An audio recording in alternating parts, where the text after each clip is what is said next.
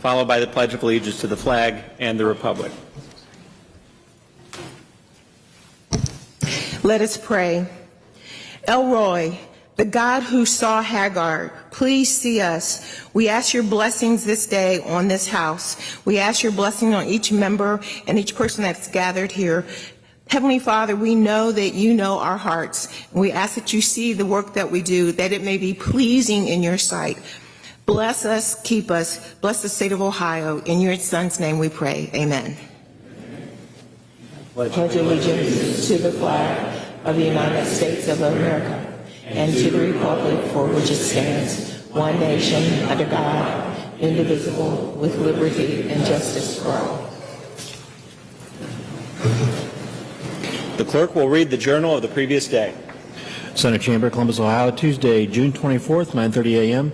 9 bills were introduced and considered the first time. 6 resolutions were offered and adopted. 1 resolution was offered and referred to committee on the motion of Senator Smith. The Senate adjourned until Wednesday, June 25th at 1:30 p.m. The question is, shall the journal be agreed to? Without objection, the journal is agreed to. With points of personal privilege, the chair recognizes Senator DeMora.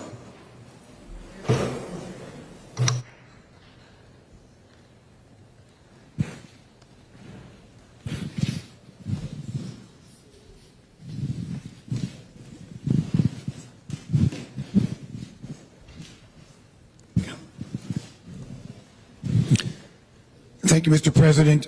I rise today to honor the retirement of someone we all know and appreciate, Harold Bozeman. Harold has dedicated the last 38 years of his life to the Ohio General Assembly. For those keeping track, that's 20 budgets, including this current budget. Harold served as Sergeant at Arms for 13 years under 2 speakers, former Speaker Rife and former Speaker Davidson. Deciding he just couldn't get enough of the Ohio legislature, he transitioned over to Ohio Legislative Service Commission, where he's been the last 25 years. In the many chaotic moments that the legislative body has seen, Harold has been a steady presence. Harold is joined today by his wife and daughter. I hope you both get to spend a lot of time with him enjoying retirement, or maybe not. We don't know yet. So I want to thank Harold for all his dedication to public service. You're a true example of what it means to be a public servant, and the state of Ohio is a better place thanks to you. I wish you a long, restful, and relaxing retirement. Thank you very much.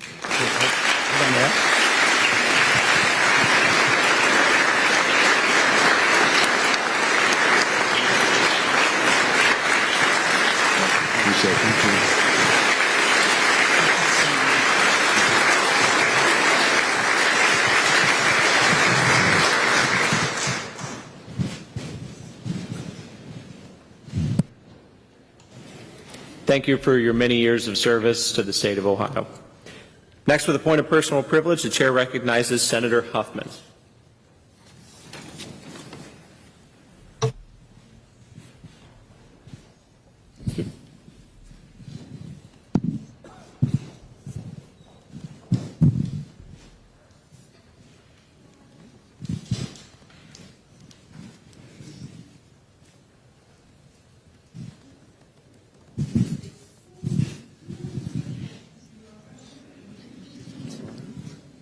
All right. Thank you, President, for allowing me to present the resolution honoring the Tri-Village High School softball team on winning their 2025 Division VI state championship. On June 8th, Tri-Village Patriots won its first Division VI state softball title with a 6-0 victory over Gallagher Way. The Patriots finished the season undefeated and its remarkable 30-0 record. Emma Greer had 2 hits and drove in a run. Elizabeth Poling pitched a 3-hit shutout with 3 strikeouts. Tri-Village is the second area high school to win a state softball championship and finish the season undefeated. This exceptional achievement is an excellent reflection of the leadership of the players, their families, school, community, and their coach, Emily Osborne. In leading her team to victory, Coach Osborne has not only helped the athletes develop their talents to the fullest, but also install in them a value, sense of determination, perseverance, and chemistry. We, the member of the highest end, salute Tri-Village High School softball team on their championship, extend best wishes from them for years to come. We are very proud of these young ladies, and I look forward to seeing them again a successful season. Thank you.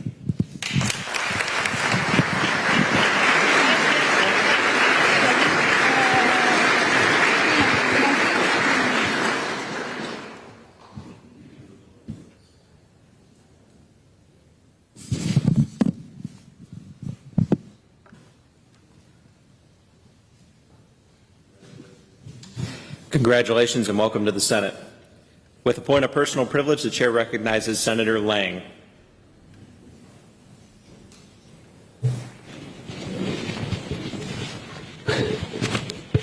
Thank you, Mr. President.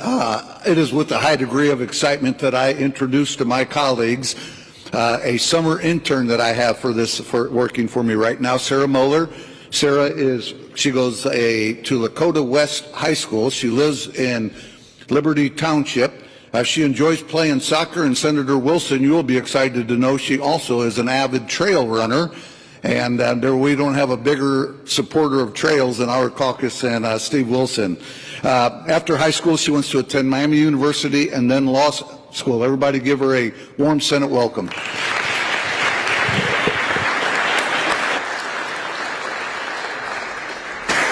Welcome to the Senate. With a point of personal privilege, the chair recognizes Senator Manchester. Thank you, Mr. President. Today, I would like to welcome some very important constituents of mine that are with me in the Senate chamber, my family. So family, please stand up.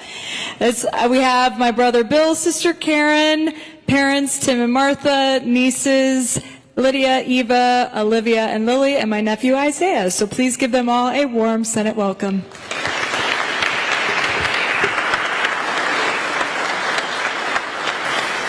Welcome to the Senate. With a point of personal privilege, the chair recognizes Senator DeMora. Thank you, Mr. President. Today is the last Senate session for my aide, Kaylee Henson-Mahoney, who is leaving to go back home to Minnesota to go to law school. I wanted to thank her in front of all of you for all the work she's done for my office. She keeps my schedule, which is very hectic, keeps me in line, and does everything that I've ever asked her to do. I'm going to miss her terribly, but I wanted to make sure that I thanked her in public for everybody. Thank you for everything, Kaylee. We're going to miss you, and please don't be a stranger and come back soon and visit. Thank you, everyone.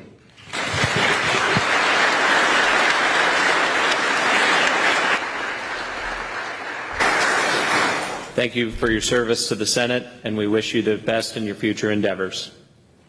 Next, with a point of personal privilege, the chair recognizes Senator Chavez. Thank you, Mr. President. I rise to also do a preemptive goodbye to Paul Topoloff. Go ahead and stand up, Paul. Paul is a legislative fellow with the Ohio Legislative Service Commission, and you may notice him around in the background for a lot of different committees. He covers the energy, public utilities, the judiciary, and the local government committees. Paul will be leaving us in August to attend the Simmons Law School at Southern Illinois University, and we wish him the best, and we really hope that he comes back to Ohio when he's done. Thank you, Paul.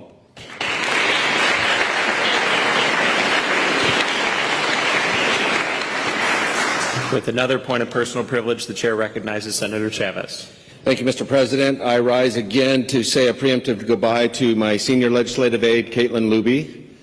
Caitlin is just been a tremendous asset to the office. She's going to be leaving in August to attend the Moritz Law School here at The Ohio State University.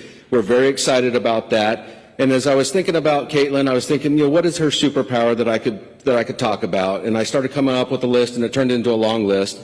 Her kindness, her intelligence, her sense of humor, her organization, those were all just the ones that instantly came to mind. And then she was also part of the Caitlin and Caitlin dynamic duo from the Energy Committee, the bills that we did. So I'm really going to miss Caitlin. The thing that I'm going to miss the most is whenever I say something and ask her to do something, she looks at me and says, okay. And it's locked in. That is absolutely 100% going to get done. So wish you the best, Caitlin, and please come back and join us here when you have your law degree.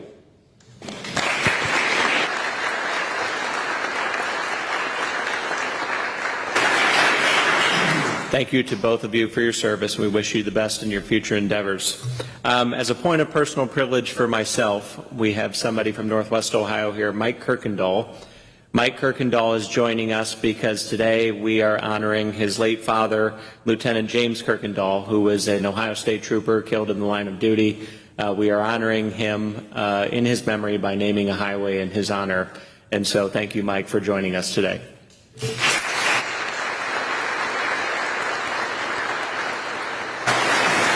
Reports of reference and bills for second consideration.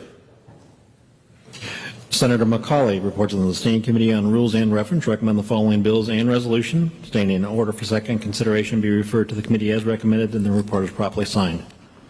The question is, shall the report be agreed to? Without objection, the report is agreed to. Reports of standing and select committees. Senator Johnson with 2 reports.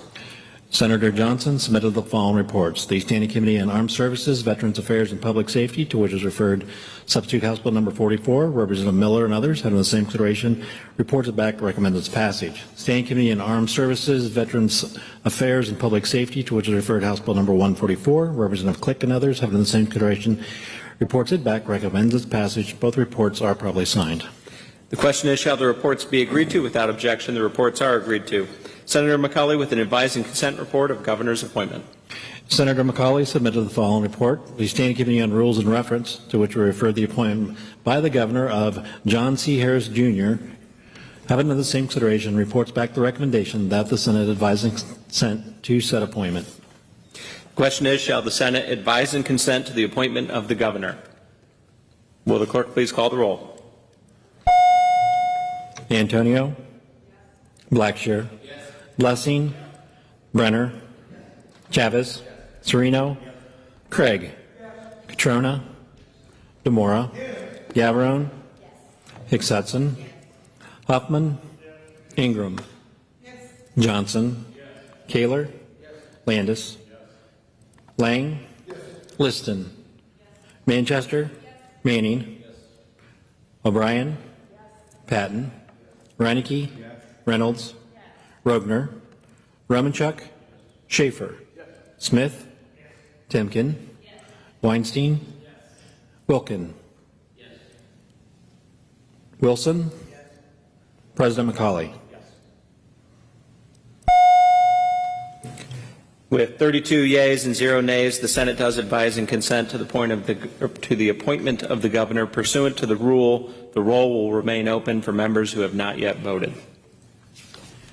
Reports of conference committees. The Committee of Conference, to which matters of difference between the two houses were referred on Substitute House Bill number 96, Representative Stewart and others having the same consideration, recommends to the respective houses as follows: the bill as passed by the Senate with the following amendments, and the report is properly signed. The report will lay over under the rule just for everybody's information. We're going to deal with the other parts of our agenda, and then we will come back and deal with the conference reports. Bills for third consideration. House Bill 51, Representative Cloughan, Zine, and others, to enact a section of the Revised Code to designate a portion of U.S. Route 33 in Auglaize County as the Lieutenant James A. Kirkendall Memorial Highway. The question is, shall the bill pass? The chair recognizes Senator Patton. Thank you, Mr. President. Today I rise in support of House Bill 51, which would designate a portion of U.S. Route 30 near St. John's in Auglaize County as Lieutenant James A. Kirkendall Memorial Highway. This bill is jointly sponsored by our House colleagues, Representative Angie King and Roy Kloppenstein. Like so many other young Americans in December of 1941, James Kirkendall answered the call of his country and enlisted in the United States Army. After returning from World War II, Lieutenant Kirkendall became an Ohio State Trooper, where he served at the Van Wert Highway Post Patrol for 21 years, ending his watch as post commander. On October 28, 1970, Lieutenant Kirkendall tragically lost his life in the line of duty due to an automobile accident on U.S. Route 33. This is a stretch of road which we seek to name in his honor. Lieutenant James Kirkendall served our state and our country with pride. Today, please join me in honoring his memory. I urge a yes vote. Thank you, Senator Patton. The question is, shall the bill pass? Will the clerk please call the roll? Antonio? Blackshear? Blessing? Brenner? Chavez? Sereno? Craig? Catrona? Demora? Gavarone? Hicks Hudson? Huffman? Ingram? Johnson? Kaler? Landis? Lang? Liston? Manchester? Manning? O'Brien? Patton? Reinecke? Reynolds? Rogner? Romanchuk? Schaefer? Smith? Timken? Weinstein? Wilkin? Wilson? President McCauley? Yes. With 32 yeas and 0 nays, the bill is passed, pursuant to the roll will remain open for members who have not yet voted. With 32 yeas and 0 nays, the bill is passed and entitled. A bill to enact a section of the revised code, a designated portion of U.S. Route 33 in Auglaize County as the Lieutenant James A. Kirkendall Memorial Highway. The question is, shall the title be agreed to? Any member who would like to add their name to the title, please do so now. The title is agreed to. Bills for third consideration. House Bill 80, Representative Stewart and others, to make appropriations for the Industrial Commission for the biennium beginning July 1, 2025 and ending June 30th, 2027, and to provide authorization and conditions for the operation of commission programs. Question is, shall the bill pass? The chair recognizes Senator Wilson. Thank you, Mr. President. Senators, the Ohio Industrial Commission is responsible for providing a process for fair and impartial resolutions of disputed workers' compensation claims. This agency operates across 3 hearing levels and adjudicates an average of 85,000 claims annually. Hearings are being conducted online more often than in the past. But to ensure accessibility, the Commission is maintaining their policy of always offering an in-person hearing at one of their 12 local offices throughout the state.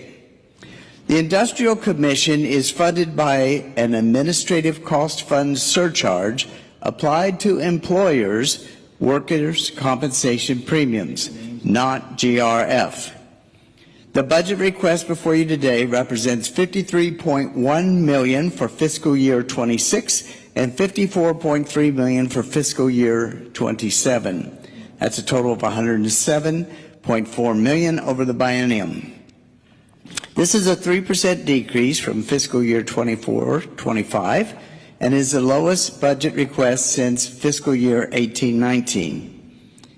Additionally, it is worth noting that since fiscal year 12 and 13, the Industrial Commission's budget request has decreased by $9.3 million, or about 8%. The budget contains 3 line items. Number 1, operating expenses, which total about $98.6 million over the biennium.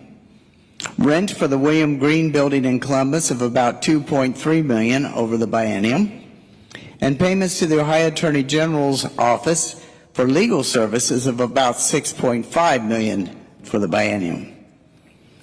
The budget passed the House floor by a vote of 94-0 and passed the Senate Financial Institutions, Insurance, and Technology Committee by a vote of 9-0. I would like to thank the Industrial Commissioners, Jim Hughes, Sherry Hottinger, and Daniel Massey for being responsible stewards of employers' contributions and for putting forth a strong budget. Thank you, Mr. President and members of the Senate. I urge passage. I want to also thank all committee members and their staffs. I urge approval.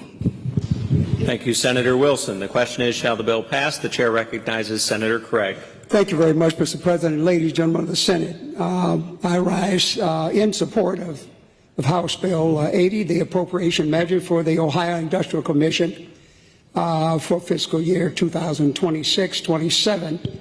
As the ranking member of the Financial Institutions and Insurance and Technology Committee, I want to commend my colleagues, in particular, certainly my good friend, Chairman Wilson, for their bipartisan work on this important measure.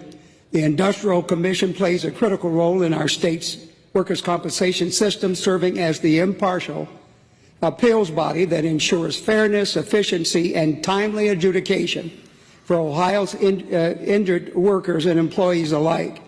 House Bill 80 ensures that the Commission has the resources necessary to oppose its mission and is a commitment by this body to maintain a fair and functioning system of justice for working Ohioans who find themselves injured on the job.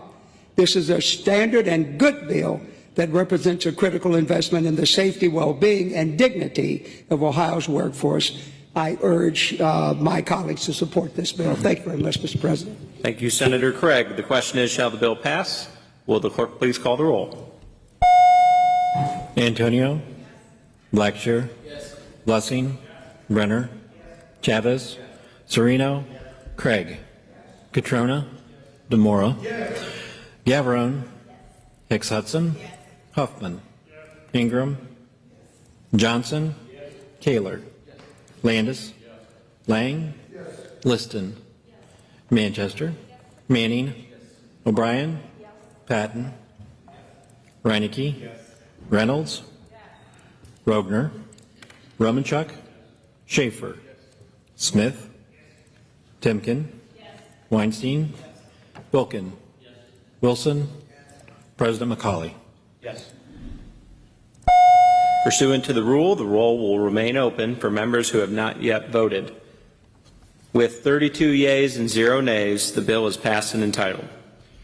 A bill to make appropriations for the Industrial Commission for the biennium beginning July 1, 2025 and ending June 30th, 2027, and to provide for the authorization and conditions for the operation of Commission programs.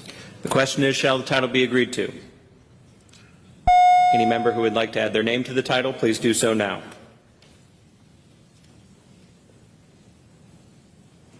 The title is agreed to. Bills for third consideration.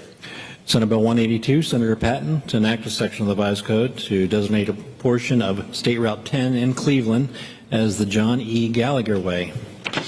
The question is, shall the bill pass? The chair recognizes Senator Patton. Thank you, Mr. President. Today I rise to urge support of Senate Bill 182, which would designate a small portion of Lorraine Avenue in Cleveland as the John E. Gallagher Way in honor of the late John Gallagher. John Gallagher was a World War II veteran who served our country during the height of the conflict, and upon returning, dedicated his life to philanthropy. He was the founder and chairman of Aero International, whose products continue to raise billions of dollars for charities across the globe. He currently employs over 1,200 people at his Cleveland headquarters. John was a devoted husband for over 7 years to his loving wife, Catherine. In 2002, John and Catherine donated a large plot of land along Lorraine Avenue to Urban Community School, along with millions in operating dollars. The renamed portion of Lorraine Avenue would encompass a stretch of road between West 47th and West 50th Street, directly in front of the Urban Community School campus. This would be a small but yet fitting tribute to John and a source of comfort for Catherine, who carries on the family's philanthropy. That's a word. Tough word for me today, I don't know why. To this day. Today, Urban Community Schools serves 750 of the neediest pre-K through 8th grade students in Cleveland, where 75% of these students qualify for the National School Lunch Program. The high school graduation rate for students who attended Urban Community Schools is 98%, which far surpasses the county average. And it could not have been done without the constant support of John and Catherine Gallagher. John Gallagher was an entrepreneur, a generous donor, and an American patriot. I'd ask you to please join me in honoring today, and I urge a yes vote. The question is, shall the bill pass? Will the clerk please call the roll? Antonio? Blackshear? Blessing? Brenner? Chavez? Sereno? Craig? Catrona? DeMora? Gavarone? Hicks Hudson? Huffman? Ingram? Johnson? Kaler? Landis? Lang? Liston? Manchester? Manning? O'Brien? Patton? Reinecke? Reynolds? Rogner? Romanchuk? Schaefer? Smith? Timken? Weinstein? Wilkin? Wilson?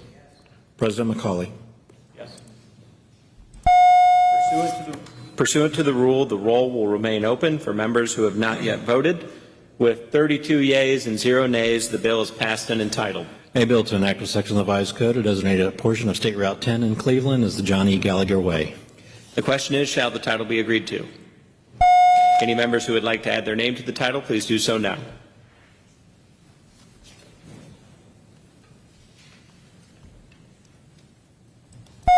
Title is agreed to. Bills for third consideration.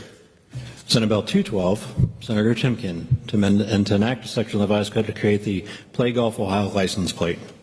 The question is, shall the bill pass? The chair recognizes Senator Timken. Thank you, President McCauley. I rise today to urge passage of Senate Bill 212 to create the Play Golf Ohio license plate. Proceeds from the license plate will go to the Northern Ohio Professional Golf Association, or the PGA Foundation, and the Southern Ohio PGA Foundation to support their philanthropic work. I'd like to take a moment to highlight some of the organizations, PGA foundations, that they currently support. PGA Hope is a cost-free, year-round recreational and therapeutic golf program specifically for women veterans. The Evans Scholarship Foundation provides full tuition and housing scholarships to golf caddies and has helped over 11,000 caddies graduate from college. The foundation has invested over $400 million in college education for those 11,000 alumni.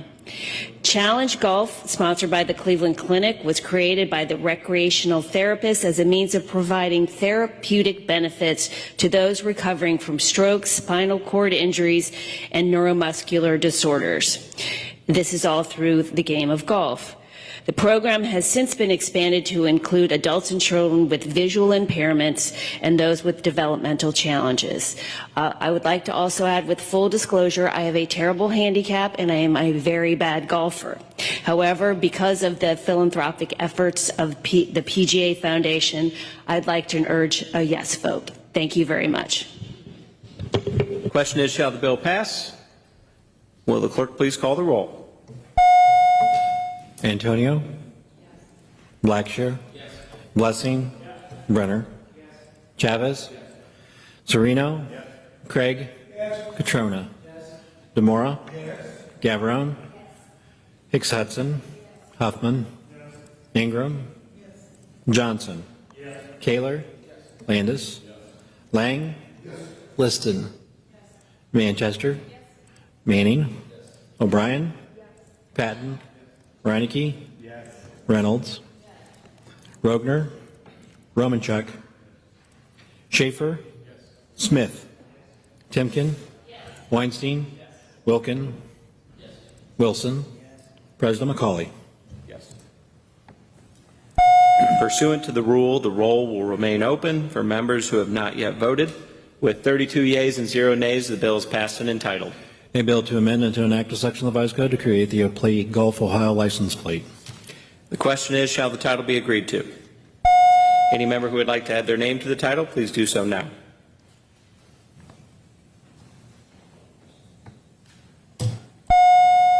The title is agreed to.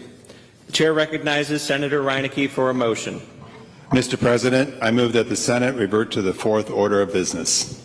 The question being, shall the motion be agreed to? Without objection, the motion is agreed to. Reports of reference in committees, or reports of conference committees, excuse me. Go ahead and call on. Okay. The chair recognizes Senator Sereno. Senator Reineke.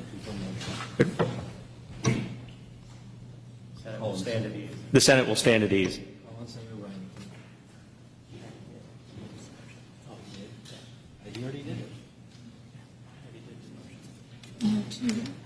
Bring up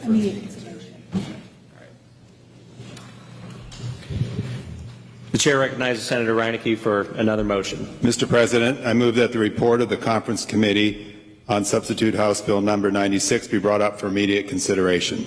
The question is, shall the motion be agreed to? Without objection, the motion is agreed to. The chair recognizes Senator Sereno. Thank you, Mr. President. I rise today to urge support for the Conference Committee report. 2 weeks ago, in this very chamber, we passed a bold and comprehensive omnibus budget bill. This conference report, like all reports that come from the conference committees, has compromise and many alterations coming from the days of intense discussion throughout the last number of days. Since last Tuesday, we hashed out over 800 differences with the House, and you will see in this report a compromise that benefits all Ohioans. Although there was compromise, we did not compromise on our core values or our major policy initiatives. Let me run through a few of those. First, we are delivering a simplified flat tax and putting dollars back into the hands of taxpayers. We are completing the final phase of a bipartisan K-12 funding formula while still rewarding performance and progress and recognizing changes in enrollment trends. We are creatively investing in a transformative economic development project in Brook Park and in economic development overall statewide. We are increasing support for our world-class universities and community colleges. We are slowing down the increase of state agency spending in a number of areas. We are implementing real property tax reform and, very importantly, empowering local decision-making on property tax issues and improving transparency for the taxpayers throughout Ohio. We are eliminating outdated and disadvantageous tax exemptions. Some go back to 1935. We are investing in housing, child care, and services for those that need our support the most. Every member of this General Assembly can look at this report and the budget holistically and see their efforts to improve this great state on full display. I am thankful for the House's commitment over the past week to deliver a budget on time and for working through our differences in a respectful and collaborative manner. I specifically would like to thank in the House Chairman Stewart for his dedication and willingness to work through every difference that we had at all hours of the day and night, and for representing his chamber in a very professional manner. I would also like to thank the respective vice chairs, Senator Chavez from our body and Representative Davila, for their contributions, which were many during this entire process. I would also like to thank our budget leader, Ray DeRossi, and his counterpart in the House, David Reedy, for keeping us in the black and working with us to balance this budget, which we are required to do. And certainly for both the Senate and House policy staffs for their insight and preparedness to work through the details on every single policy item. I'd also like to thank my legislative staff, Richard Morissette and Kaylee Wagers, for their work supporting the Senate Finance Committee as we went through the hearing process and, of course, the Conference Committee. Most of all, thank you to everyone at the Legislative Service Commission for working literally around the clock to produce thousands of amendments, sometimes at a moment's notice, for producing the comp docs and the actual bill itself. We would not be standing here today voting on this report if it wasn't for their tireless efforts. I'd also like to thank you, Mr. President, for your vision and leadership on this budget and for bringing this report to the floor today. Mr. President, I urge a yes vote on the conference report. Thank you, Senator Serino. The question is, shall the conference report be agreed to? The chair recognizes Senator Hicks Hudson. Thank you, Mr. President. I rise in opposition to accepting this conference report, and I have about 3 specific areas in which I raise these concerns. One is procedural, and then one is substantive, and the other one is moral. Procedurally, this bill is not only on time, it is ahead of time. And it's ahead of time because there was shortened time from the House for full deliberation. There was shortened time in the Senate for full deliberation. And clearly there was shortened time for us last night to have a complete and thorough discussion about the ramifications and the implications of some of the items in this budget. That causes me pause because we know that many times the intended consequences will come about and have some unintended negative consequences on some of our Ohioans. I raised the name in my prayer about Elroy because that was the name that Hagar gave when God saw her in the desert. And I'm just wondering about those Ohioans who are going to say, did you see us? Did you see the ones that are marginalized, the ones that are barely making it, the ones that are the majority of Ohioans who are not going to really benefit from this tax cut or this flat tax? Are we looking at those children who, while there was some increases for food and hunger for children, it was not enough? It's not enough to deal with the magnitude of hunger in our communities, urban and rural. I look at the fact that when we talk about caring about the environment, that while there's some thought for many that the Department of Agriculture is the place to put most of the money for H2 Ohio, I would submit to you, having talked to farmers very recently, about that the entire program is necessary so that we can really have a full court press and continue the progress that is needed for us to clean up all of the waterways in the state of Ohio. I think about the fact that when we look at some of the things that affect our families, there were some good things in this budget. Please don't get the idea that there were not changes made. As we were going through those 838 action items last night, I was pleasantly surprised to see some changes. However, those changes were not enough to go for those who are wondering, do we see them?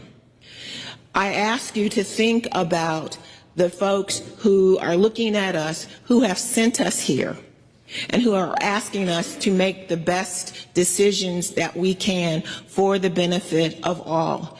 You're going to hear from other members of our caucus who are going to talk about specific action items that are part of this conference report. And I just want to talk about a few of them.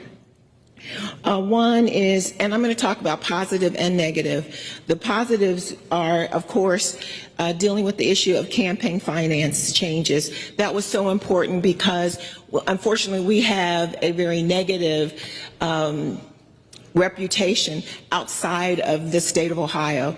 I have a brother who's in California, and he wonders about the level of integrity. And I'm not talking to my members, my colleagues here in this room, but I'm talking about the perception. But by removing that language, I think we made the right step, and we went the right way in that step. There was some concern by many members of the Election Commission that there would be funding to wind down and do a seamless transfer from that commission to the Secretary of State's office. And most importantly, as a lawyer, to make sure, and also a legal aid lawyer, to make sure that there is clear opportunities for our veterans to have representation, because we know that many veterans have special problems and special needs. And so there is a program through the legal aid services throughout the state of Ohio that there is funding for that. Those are positive changes, and I'm glad of them. But I wonder about some of the negatives, as I mentioned, H2 Ohio. But more importantly, I'm looking at some of these policy changes that we did not have enough time to really vet and to see how they're going to affect, number one, the other branches of government. There seems to be a shift or the collection of power in the legislative branch by the removal and the weakening of various agencies that are in the executive branch. That's dangerous for a government and for us to have that balance, that check and balance that I talked about a little bit earlier or made allusion to. Also, there's, to me, an overreach of state control over local government and some of the items that we're going to be voting on and that we raised objections to last night and throughout this budget process. If we believe that the voters' vote is sacred, then why are we allowing for others to change those votes or those ideas? And some of the things that you're going to hear about from some of our members. Those in the gallery are reminded that applause is not permitted during floor session. I would ask that you please refrain from doing so. If you do not refrain from doing so, you will be removed from the gallery by the sergeants. Thank you. You may proceed, Senator Hicks Hudson. Thank you, Mr. President. And I will close with this. I believe that we all intend to do the very best. And I also believe that we intend to make this great state a better state. However, when we don't have full participation, and I applaud and I give great respect to the chair of the Senate Finance Committee because I know he worked very diligently and was inclusive. But when we look at the fact that this conference committee report was done by the members of the majority with little to no input by members of the minority caucus, I have to call it out because each and every one of us was elected. Now, we may have that party affiliation, but when we stood up and said we were going to uphold the Constitution of this great state, when we took that oath, you know, we know that we represent not only Republicans, we represent Democrats, we represent Libertarians, we represent Green Party members, we represent independent members of our communities, we represent the old, the young, the disabled, those who are like Hagar, who said, "Do you see me?" And God said, "Yes, I see you." So I'm just hoping that each and every one of you, as you vote, you are very clear about your vote. And again, I'm not here to chastise, but I'm here to say that I cannot be in this chamber and be silent. I want to again thank the chair of our committee. I want to thank the members of our caucus, the staff who worked diligently under really some tough circumstances because of the shortness of getting the documents, because it is very important that we do the very best that we can, and I want to applaud them all. I also want to applaud the members of my staff who are all brand new. This is their first time going through a budget. So they had to learn on the fly and deal with the thousands of calls and emails and letters that came into our office advocating for the things that unfortunately some of us ignored. So, Mr. President, thank you for allowing me to speak. It wasn't 20 minutes, but also it was to say I urge a no vote. Thank you. Thank you, Senator Hicks Hudson. The question is, shall the report of the Committee on Conference be agreed to? The chair recognizes Senator Gavarone. Thank you, Mr. President, for the chance to rise in support of the conference report. This is a really strong budget. And in response to my colleague, Senator Hicks Hudson, this budget will positively impact every corner of our state and all Ohioans, regardless of party affiliation. We are continuing our investment in children's education, in cutting taxes, increasing safety services. This budget delivers. I'd like to highlight just a few provisions today. Tourism. I represent the largest stretch of a Lake Erie shoreline in the General Assembly, and this budget creates greater local flexibility in tourist areas to make sure we're positioned to address the unique challenges that the tourist areas in our state have, and we want to focus on public safety and infrastructure so we can continue to attract people from across the globe to our world-class destinations. This budget does that. The Election Integrity Unit. This budget creates the Election Integrity Unit based on my Senate Bill 4. It will investigate fraud, expose voter suppression, and refer violators for prosecution, because one stolen vote is one too many. Ohioans deserve elections they can trust. This budget delivers that. Parkinson's Registry. We're continuing our commitment to a program really close to my heart, the Parkinson's Registry. Over the past several General Assemblies, we've created databases and code, but we never provided the funding to make them a reality. We're adding funding to the Parkinson's Disease Registry and the Stroke Registry, and that are going to help us track and better understand these diseases across the state of Ohio through the Department of Health. We're making a lot of great strides in research with Parkinson's. But this database is one more tool to make sure Ohioans are getting the very best care possible. This budget delivers.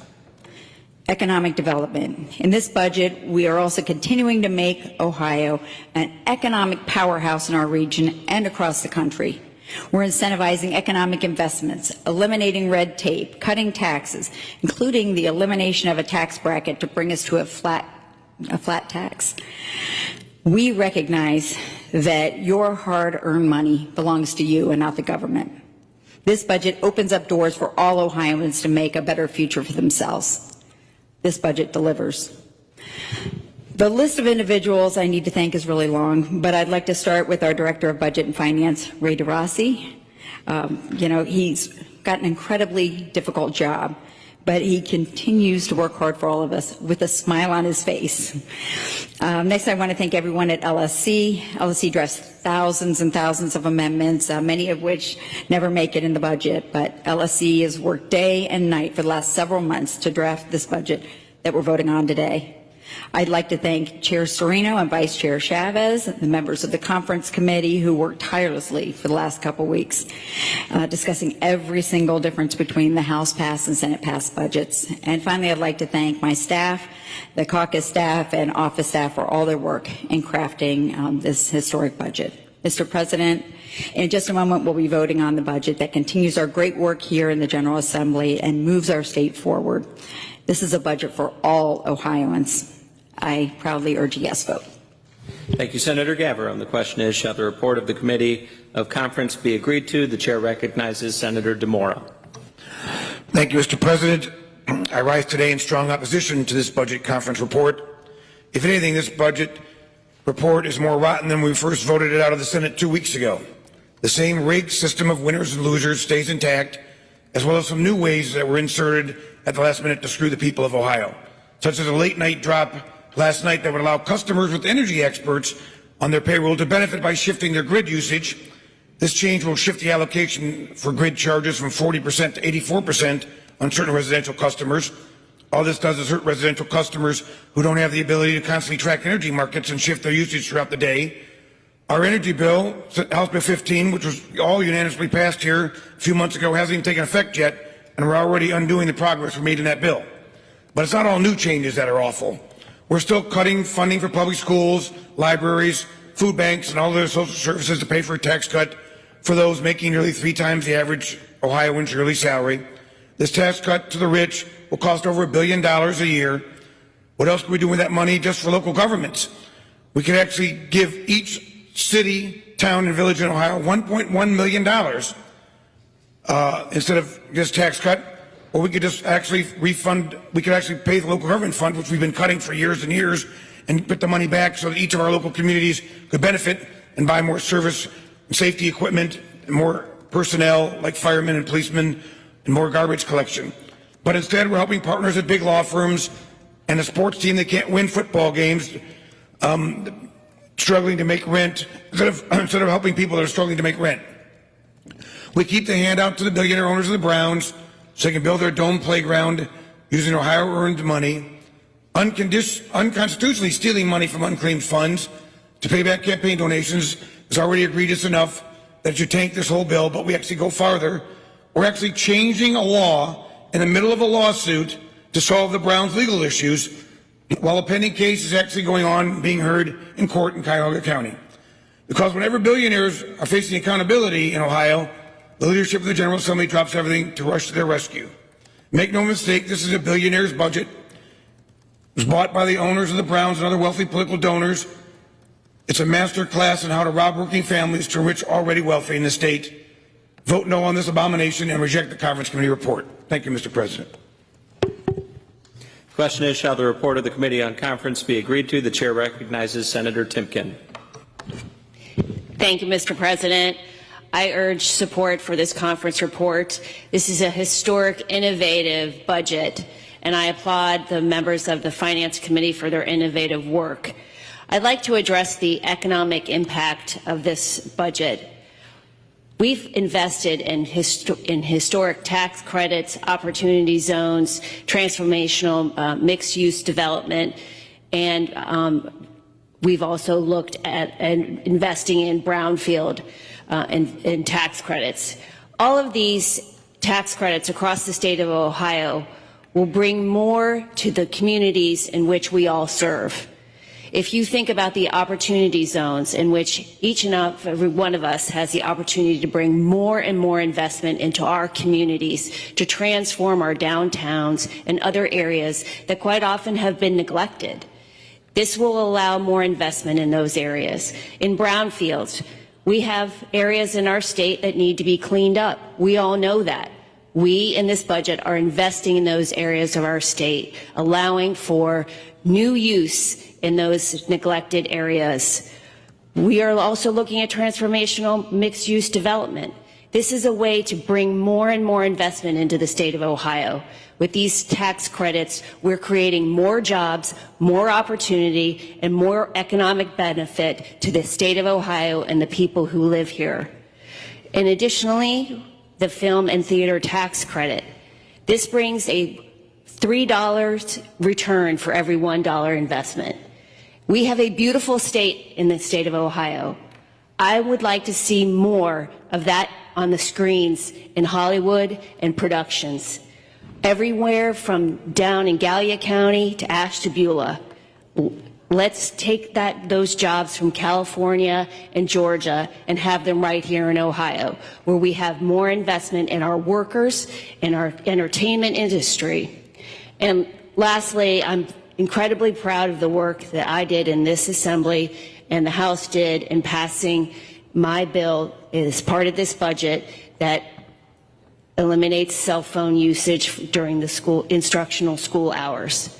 Our kids, we all know, have suffered greatly from overuse and addiction to cell phones. They're distracted in the schools and their performance is suffering. We all know the social impact of cell phones, and I'm proud to say that this budget does the right thing for our children and for their future. And I'd like to thank the conference committee for all their hard work, the hours that you all put in, the finance chairman and the finance committee, and I'd like to thank the members of the LSC, the staff, our fearless Ray DeRossi, my staff, and all the work, and I'm very proud of this budget, and I urge a yes vote. Thank you, Senator Timken. The question is, shall the report of the Committee on Conference be agreed to? The chair recognizes Senator Weinstein. Thank you, Mr. President. I rise today in opposition to House Bill 96. Budgets are statements of values. They reflect who we fight for and who we are willing to leave behind. And this budget, unfortunately, leaves far too many Ohioans behind. Over the past few months, I've spoken with countless constituents, advocates, and community leaders. They've told us exactly what they need: relief from rising property taxes, stable funding for public schools, stronger support for food banks, and access to quality health care. But this budget answers their calls and their needs with silence.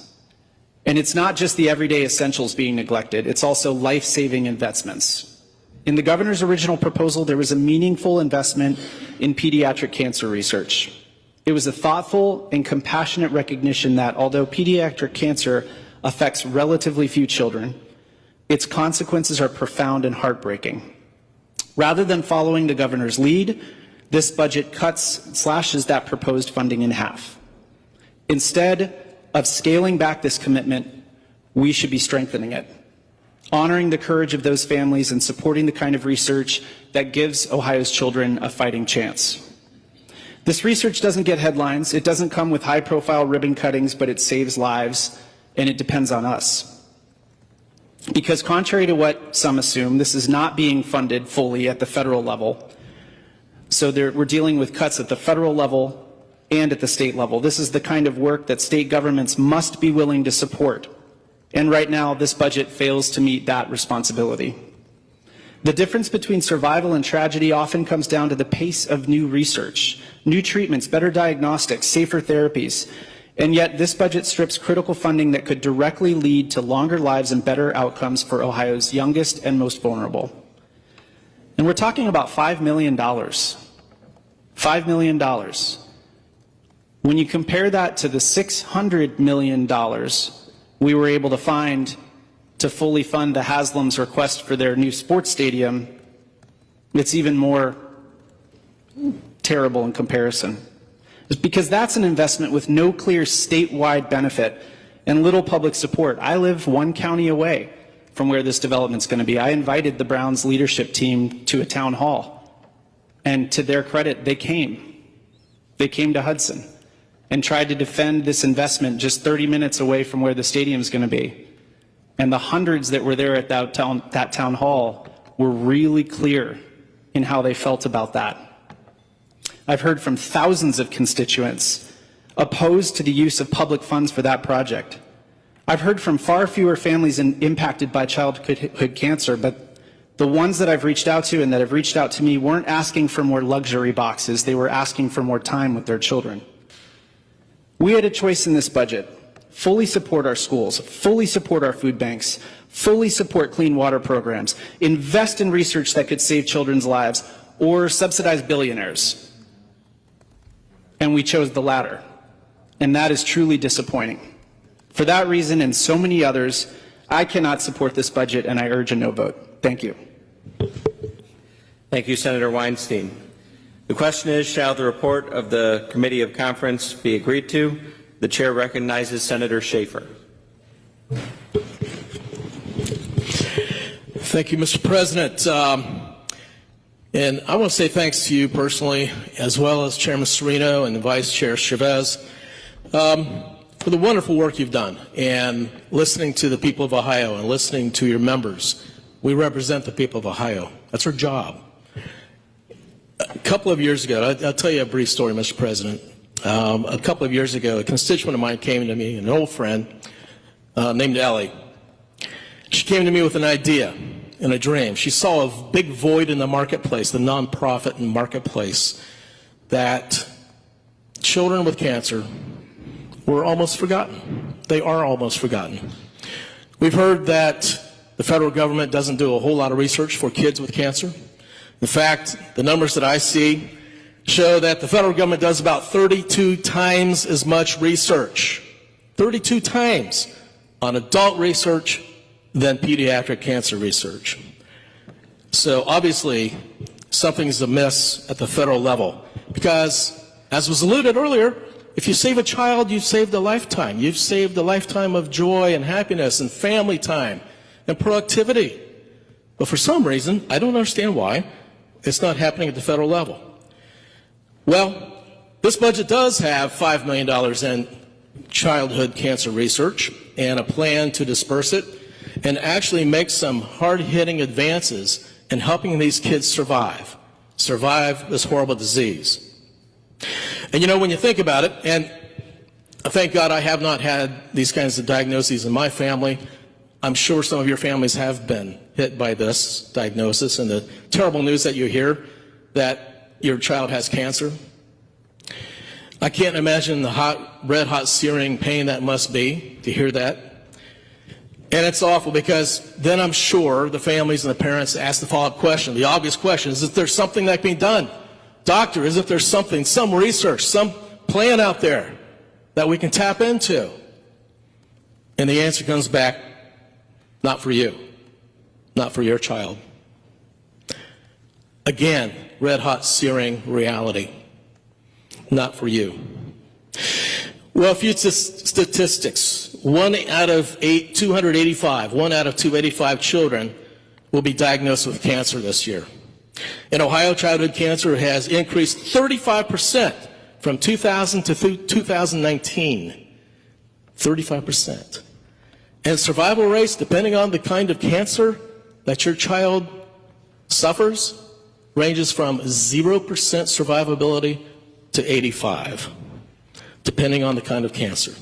Childhood cancer is the #1 killer of kids by disease, more than diabetes, asthma, cystic fibrosis, congenital anomalies, or pediatric AIDS, all combined. All combined. And despite this, only 6 new treatments have been developed by 2020 for childhood cancer. But in the last 7 years, we have 77 new treatments for adult cancer. So I think the statistics bear out there's a problem here. 32 times the research for adult cancer than kid cancer. In this budget bill, you have the opportunity to vote yes. Absolutely. We all have that opportunity to vote yes and say yes to kids with cancer. And when you do vote yes, I want you to think in your mind's eye, or if you know a family suffering and beset by childhood cancer and suffering, go to them and say, this is for you. This budget is for you. It's got $5 million in it and a structure in the state of Ohio to do what we can do at our level that the federal government is not pulling off at their level. Now, many of you know I came out of healthcare advocacy many, many years ago. And it was my first job out of college. And I became passionate about research money and things that we can do to change the lives of people beset by terrible diseases. And of all the causes I've been involved in, all the many causes, both avocationally as well as vocationally, this is one of the best, most outstanding causes I've ever seen. It was brought to us by an average citizen, an average constituent in my district, who established a new nonprofit because she saw a need. Ellie Height saw a need and established Angel Works Foundation. Let's give these kids a chance. Let's give them a vote today. And let's tell these kids, this is for you. Vote yes. Thank you, Senator Schaefer. The question is, shall the report of the Committee of Conference be agreed to? The chair recognizes Senator Smith. Thank you very much, Mr. President. I urge a rejection of the conference report for a variety of reasons, and I will obviously detail some of those. Politics is, I've often described it as, it's the interests of today, oftentimes against the interests of tomorrow. And budgets are battle plans for our shared future. But this budget leaves too many behind, as it makes the comfortable more comfortable and the afflicted more afflicted.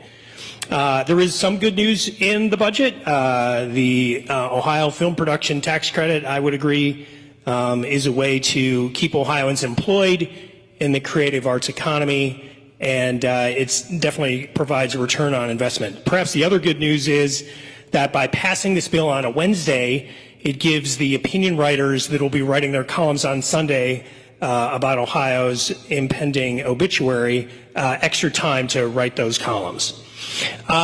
Senator Hicks Hudson talked about the need for full deliberation, and that is evident in a variety of ways. One of them is on tax policy.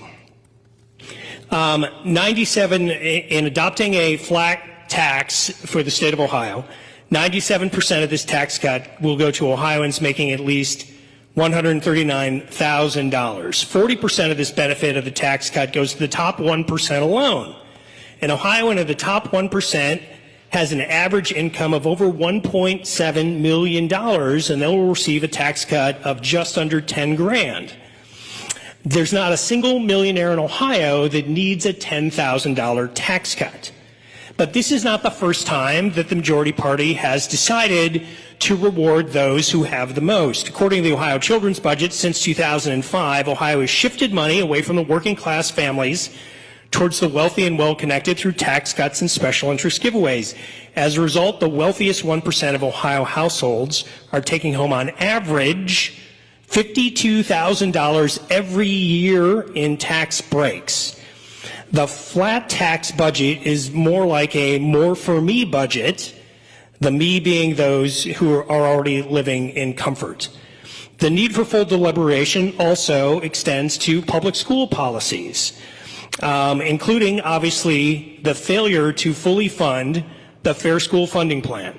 To quote from the Ohio Children's Budget, because again, I think this is a good indication of what the Fair School Funding Plan is, the Fair School Funding Plan would provide a predictable student-centered formula that was based on how much it actually costs to educate a child and how much a local community can afford to contribute to those costs.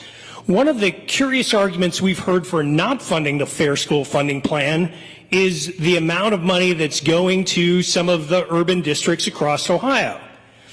Well, as a former school board member who had served in a first-ring suburb, we would hear this argument a lot. So I want to share with you statewide percentages for special education and the statewide average for economically disadvantaged public school kids.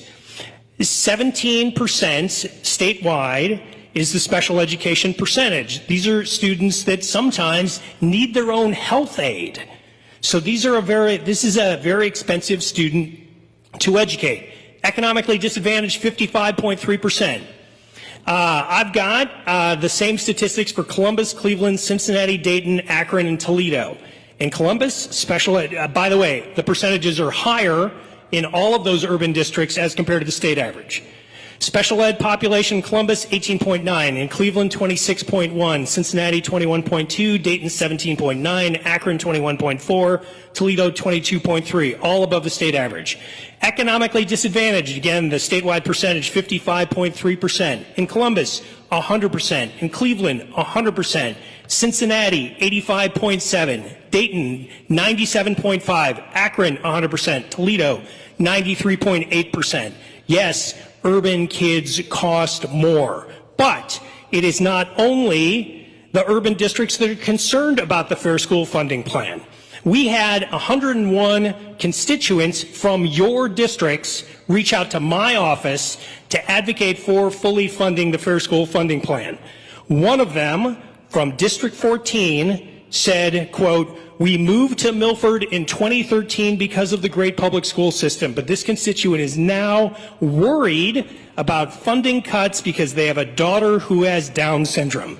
If you do not fund the Fair School Funding Plan, you will hurt urban districts, but you will hurt the people you represent as well."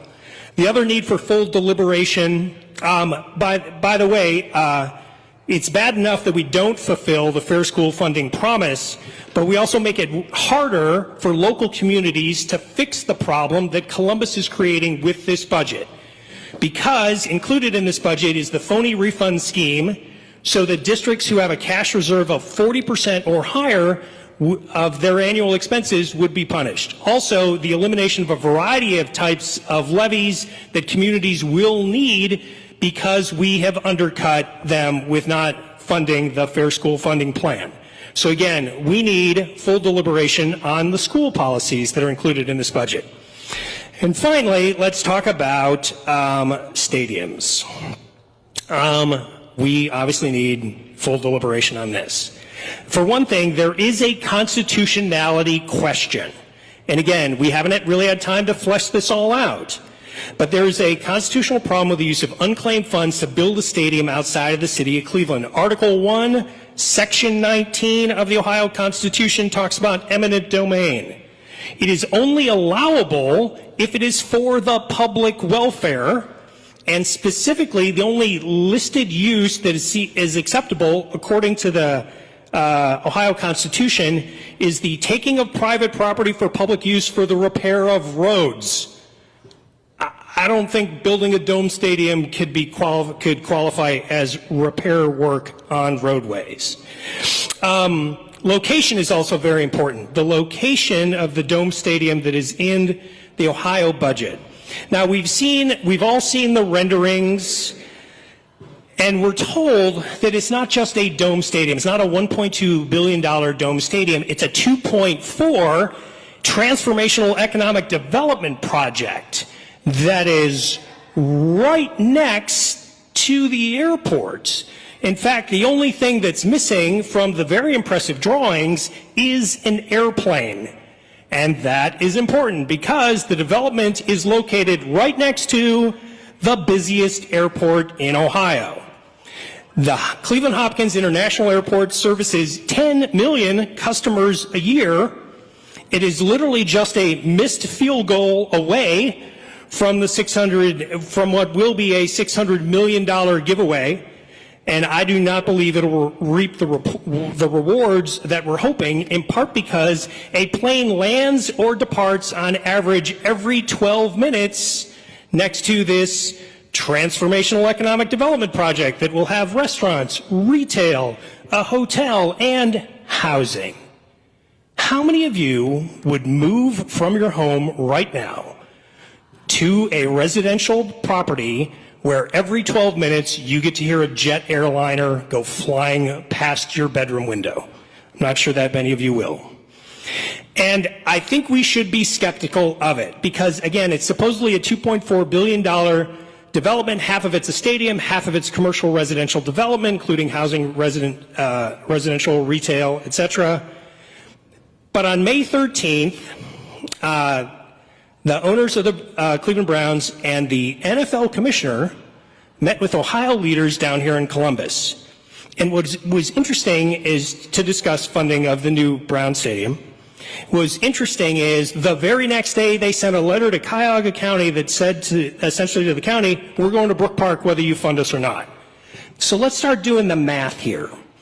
If they've been assured that they were going to get $600 million and they need another $600 million for the public phase, that the $1.2 billion public phase and the other $1.2 they're going to put up, I do not believe, are serious about this full economic development transformational project because they too have flown out of Cleveland Hopkins Airport. Here's the point that I want to get to. It's not a transformational economic development project if it never gets built. This project will be surface parking and maybe a hotel, but the retail's not going to fill up. Again, would you like to buy this lovely coffee cake as the plane flies by every, 10 minutes or so? So I don't think the ownership is truthfully seeking $1.2 billion in public funds, which is why they sent the letter to Cuyahoga County saying, we're good, we don't need any more, because they know themselves that this thing can't be built. So a better use of $600 million would be to fully fund school lunches and breakfasts for every Ohio school kid, which we can do for $574 million. That would satisfy both the interests of today and the interests of tomorrow, because the kids we feed today are Ohio's leaders tomorrow. And hopefully they will craft a better budget that is not in need of the full deliberation as this one is. I would urge a no vote on the conference report. Thank you, Mr. President. Thank you, Senator Smith. The question is, shall the report of committee of conference be agreed to? The chair recognizes Senator Brenner. Thank you, Mr. President. I rise today and my colleagues in support of the conference committee report on House Bill 96, a comprehensive education funding package that continues our multi-year effort to responsibly invest in Ohio's students, schools, and future workforce. First and foremost, this version of House Bill 96 fully phases in the Fair School Funding Plan. This means no district in Ohio will receive less state aid than they did in fiscal year 2021, which is a guarantee, even if they've lost students. And for the first time, the full formula is now fully implemented and funded. This is actually a landmark accomplishment that puts students first. We're not only maintaining funding, we're increasing it. The final bill includes an additional $1.4 billion in state support for education, a 6.2% increase over the last biennium, nearly $1 billion that goes directly to state aid formula to public schools, which includes traditional districts, STEM and community schools, and joint vocational districts. This is in addition to the $1.2 billion and $2.3 billion increases from the last two budgets. That's real sustained investment backed by results and long-term predictability. The numbers speak for themselves. 77% of traditional districts will see an increase in fiscal year 26. 80% of STEM and community schools will see an increase. And very few districts seeing reductions. 90% of those that were seeing a reduction have experienced either flat or declining enrollment over the last 5 years. And I feel like I'm having deja vu and amnesia all over again from the joke from the movie. We just had this discussion. Many of the districts that are seeing flat funding or slight decreases are because they're seeing 5, 10, 20, and 38% declines in their student population since the year 2020. Yet they're receiving more money today than they were then, substantially more. So we've got that.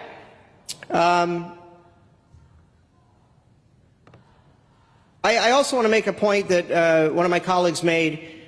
The school funding formula funds the schools, the operation of the schools. It funds the various internal supports, but there are also wraparound services that almost every single school district now utilize.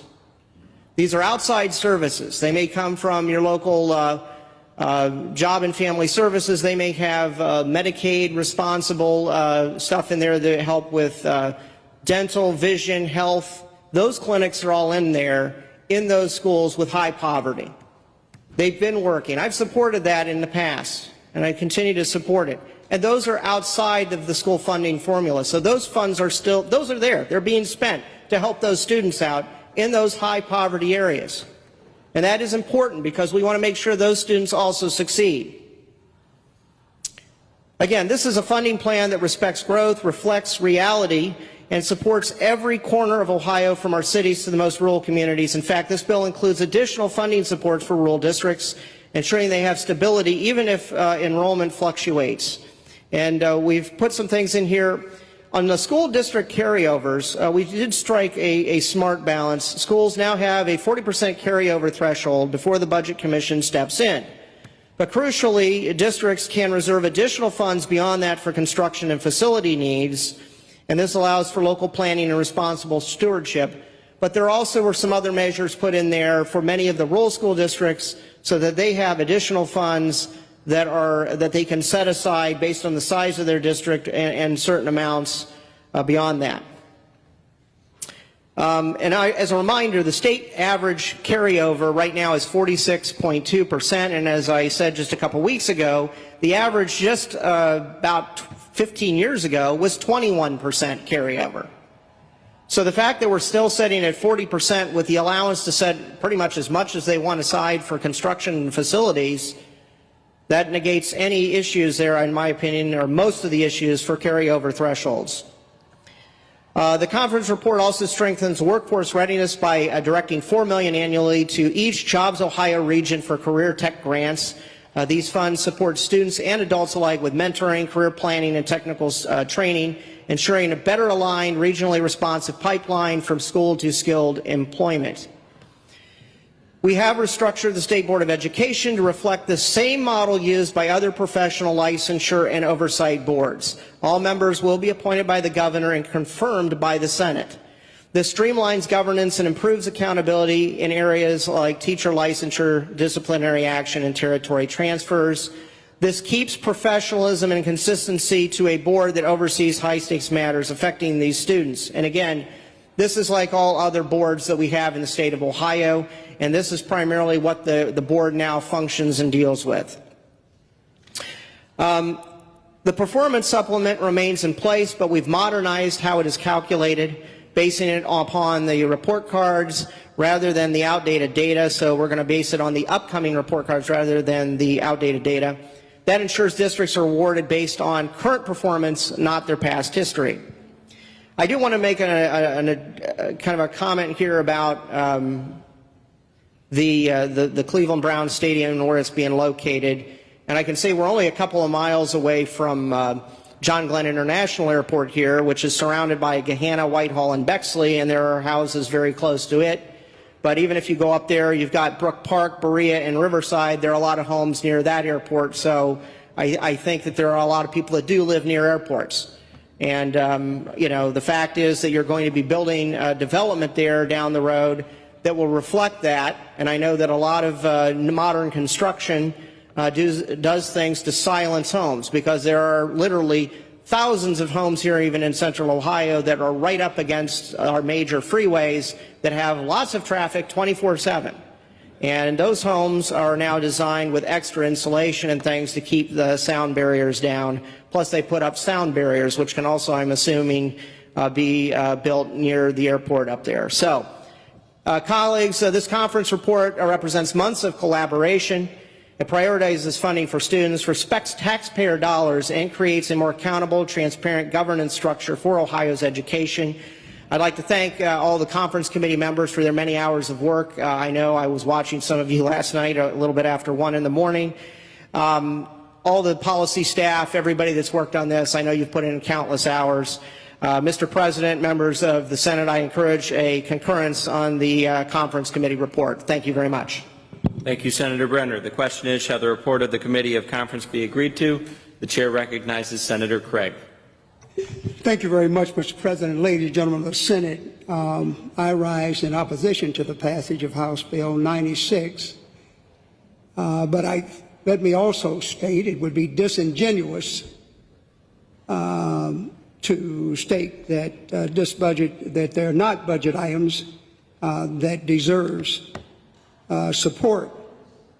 Let me take this moment parenthetically, and others have done it. Let me take this opportunity to do it also, to thank the chairman for his leadership, the budget chairman, Chairman Serino, and certainly our ranking member, Senator Hicks Hudson, for her due diligence, her work, and without question our staff who had worked with efficiency and effectiveness and excellence for many, many hours. Certainly want to thank them on both sides of the aisle for all that they have done. As disclosed in the recent report by the Columbus Dispatch, Ohio is experiencing a hunger crisis. The demand for food has reached an all-time high, and I'm quoting, in our state, even with programs of federal support, and that right now is being challenged on many levels, like so many of the housing programs, with the Mid-Ohio Food Bank reporting that, and I quote, last year was the busiest year in the Food Collective's history, with a 1.84 million pantry visits. I rise to this issue today because it is critically important for us as Ohioans to recognize not only the growing challenge of hunger in our state, but also the shortcomings of this budget in addressing these issues. While families, seniors, and the vulnerable individuals across Ohio in urban, suburban, and rural communities continue to face food insecurity, this body approved, and many have stated, a $600 million allocation benefiting the wealthy without providing the critical resources for those most in need. While this budget, there is support in this budget, but in stark contrast, a modest increase of $7.4 million from one of Ohio's most significant charitable organizations, the Ohio Association of Food Banks, was denied. That request represents a 1.24% of the funds that were so quickly approved for the Browns Stadium. Meanwhile, over the past 4 years, the cost of a traditional basket of groceries has surged nearly 24%. In the wake of this alarming increase, the Ohio Association of Food Banks reports a staggering 65% rise in the number of households served each quarter. Today, food pantries across the state now shoulder the immense responsibility of feeding 1.4 million Ohioans, not over the course of a year, but every 3 months. This is not a temporary surge. It is a sustained growing need. They are expected to meet by every quarter. As both senator and certainly a citizen, I am deeply troubled by this decision to prioritize the wealthy over the well-being of everyday Ohioans. We have a duty to invest in the programs that protect and uplift all Ohioans. In closing, I believe it is critically important to recognize the incredible efforts food banks and their local partners make each day across the state of Ohio. Not just in my district, but in rural and urban districts alike. Further, ladies and gentlemen of the Senate, I think we all agree that every single one of us has constituents who rely on these essential services to meet their basic needs. Food bank associations are imperative and vital. They build strong partnerships with corporations, schools, student groups, civic organizations, and places of worship to mobilize hundreds of thousands of volunteers. Their work translates into thousands of hours spent in inspecting and sorting donations, repacking foods into household portions, stocking shelves, and assisting pantry visitors. It is not hyperbole when I say that these programs not only feed Ohioans, but also boost the economy. They expand worker resources, sustainability, and build and strengthen communities. I recently learned, as I close, through a report from the Mid-Ohio Food Collective, and that's in my district, one hard-working mother of 3 young children has faced such severe hardship that during the most difficult times, she has been forced to ration her family supply of ice, milking it into tap water in a desperate attempt to provide some semblance of subsistence for her starving children. While our local food pantries work tirelessly to support families like hers, without adequate funding, countless others will continue to endure unimaginable structures. Stories like this show us that food banks are fundamental and foundational to our state and should be fully funded in this budget. Thank you very much, Mr. President. I urge a no vote. Thank you, Senator Craig. The question is, shall the report of the Committee of Conference be agreed to? The chair recognizes Senator Manchester. Thank you, Mr. President. I rise in full support of the conference report that we have before us today. When I initially came into the legislature in 2019, Ohio had 6 income tax brackets. And in every budget cycle that I have been a part of, we have been able to balance the budget while cutting taxes. And I think our constitutional commitment to balancing the budget in this state should not be minimized. Unfortunately, we've all experienced the impact of the federal government's inability to balance the budget in the sense that we are all still paying for some of the poor financial decisions that the federal government has made in recent years. Now, in the state of Ohio, I believe that we are moving on a path forward toward unlimited upward mobility and economic opportunity for everyone. Some of the decisions we've made and the investments we've made in this budget are going to be so impactful for Ohioans all across the state, not just in my district, but in every district that we all represent. I think the fact that we've made this commitment not only to balancing the budget, but also cutting taxes is going to be so valuable for everyone. I also want to emphasize the important investments that we've made in the agriculture industry in this budget. As you all know, I represent the #1 agriculture district in the state, and I'm extremely proud of the things that we've done in this legislature to show our commitment to our growing food industry. Again, I appreciate the hard work of the Senate and the House in bringing this budget into balance and making sure that we're cutting taxes to bring more economic opportunity and upward mobility to everyone. I urge a yes vote. Thank you, Senator Manchester. The question is, shall the report of the Committee of Conference be agreed to? The chair recognizes Senator Blackshear.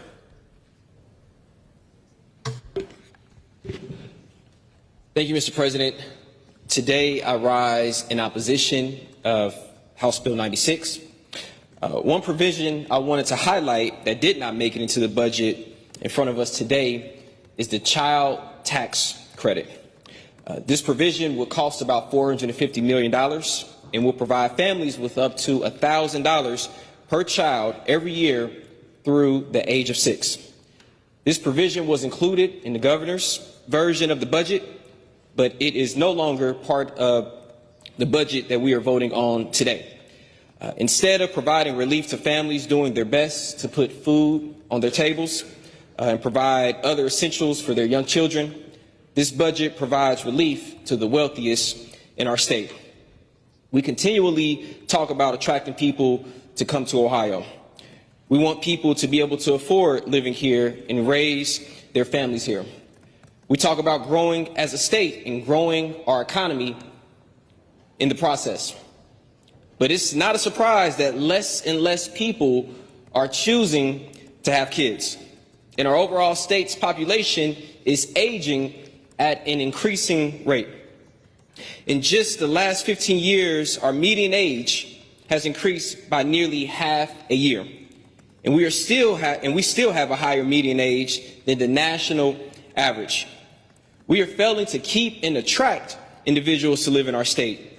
And one of the reasons for this is that we don't provide the necessary support for our families. Raising children has become increasingly expensive. Some recent data from Smart Asset estimates that the cost per year to raise a child is about $23,000 in Ohio. That's over $400,000 from the age of 0 to 18. These are staggering numbers.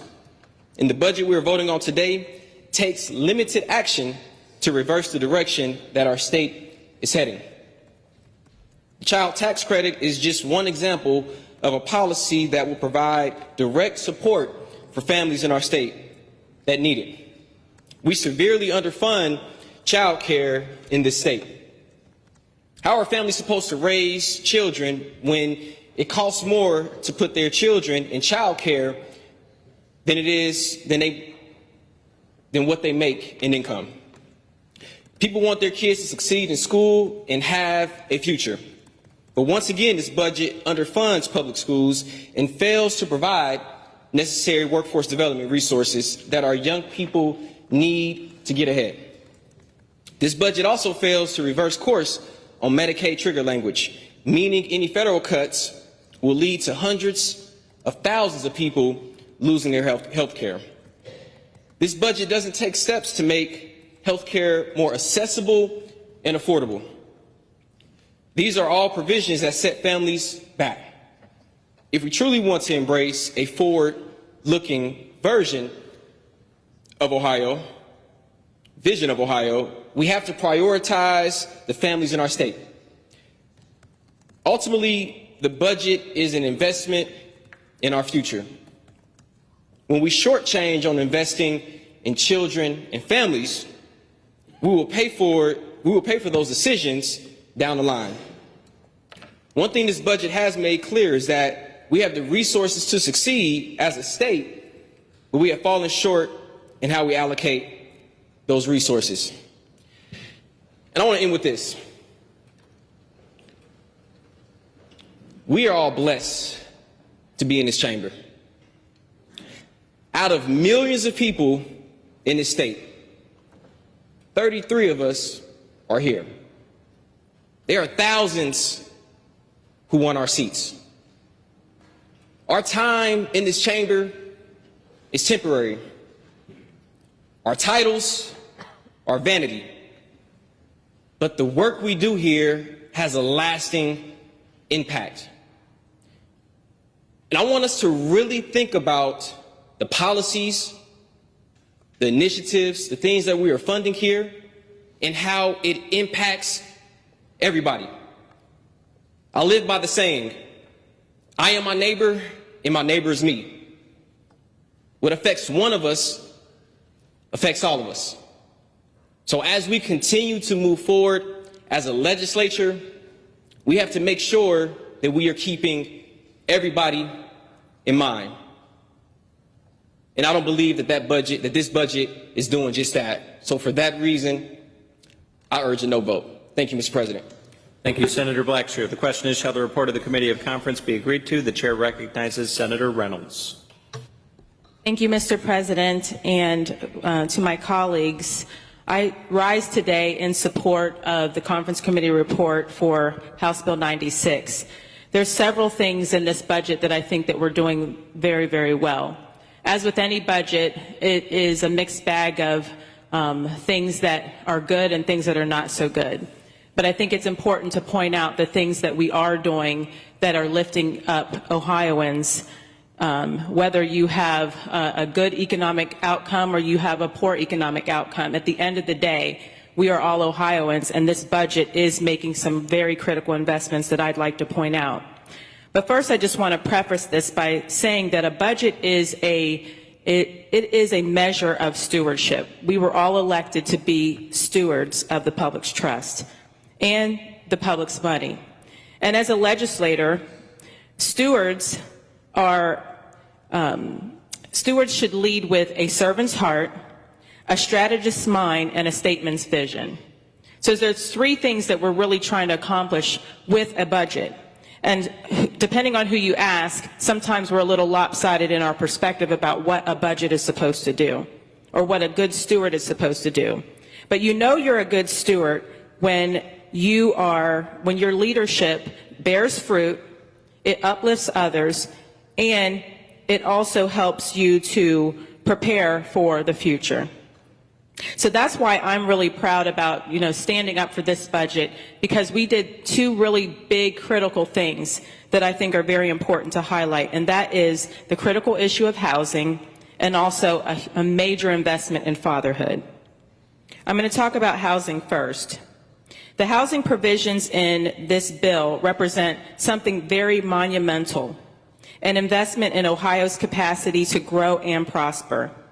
Across our state, working families are making impossible choices. We've pointed out that there are workers like teachers, nurses, manufacturing workers, first responders, who are the backbones of our community. But they're being priced out of the places where they live and where they serve.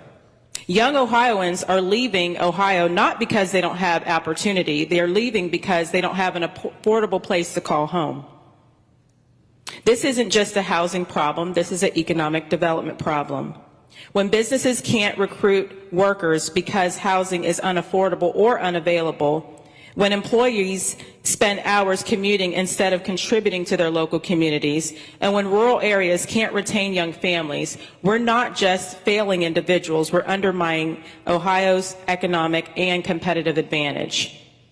Specifically, what this budget does for housing is it invests $25 million in residential economic development district grant, which incentivizes local communities near major job centers to embrace pro-housing policies, and it allows them the opportunity to not only come to the table with tools and resources to build out infrastructure, but to create that workforce housing that we need to make sure that we are undergirding and supporting families.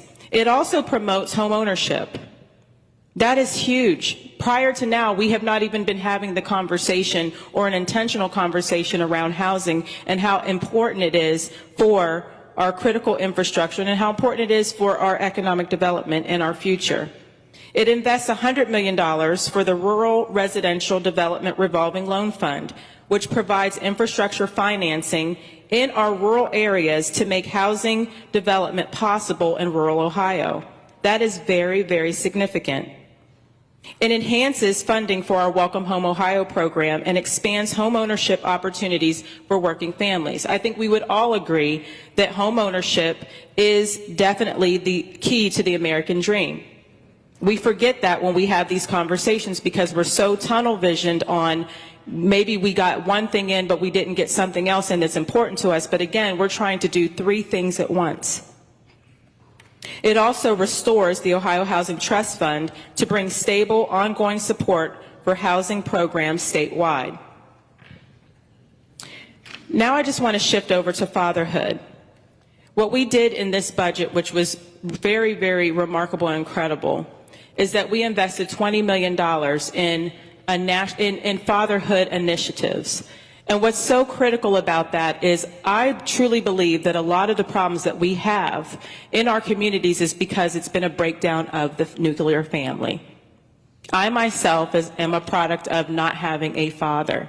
Now, have I had some really good role models and surrogates in my life? Absolutely. I wouldn't be here today if I did not have that. But that's because I have a loving God who cared enough about me to put men, real men, strong men in my life and help me so that I could grow.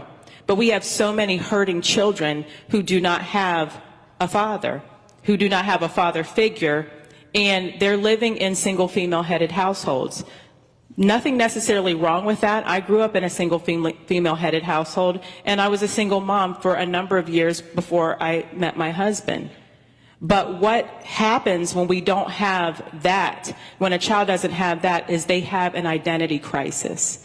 And when they have an identity crisis, they spend most of their life trying to understand, who am I, who do I belong to, and they get involved in things that change the trajectory of their life until they can actually have someone to help them understand how to navigate this thing that we call life. We cannot underestimate the value of a father. And it's actually in the black community, our black fathers are becoming endangered species. Yes, I said it. 1 in 3 African American males actually go to prison between the age of 18 and 35. I have been the founder and CEO of a nonprofit reentry organization for the last 20 years and have housed close to 6,000 men who have been incarcerated. And a lot of them are fathers who have been cut off from their families by their own choices, by their own behaviors. But they've been cut off from their families, and the children have been impacted so greatly that we are actually spending a lot of our budget correcting these problems because of the breakdown of the nuclear family.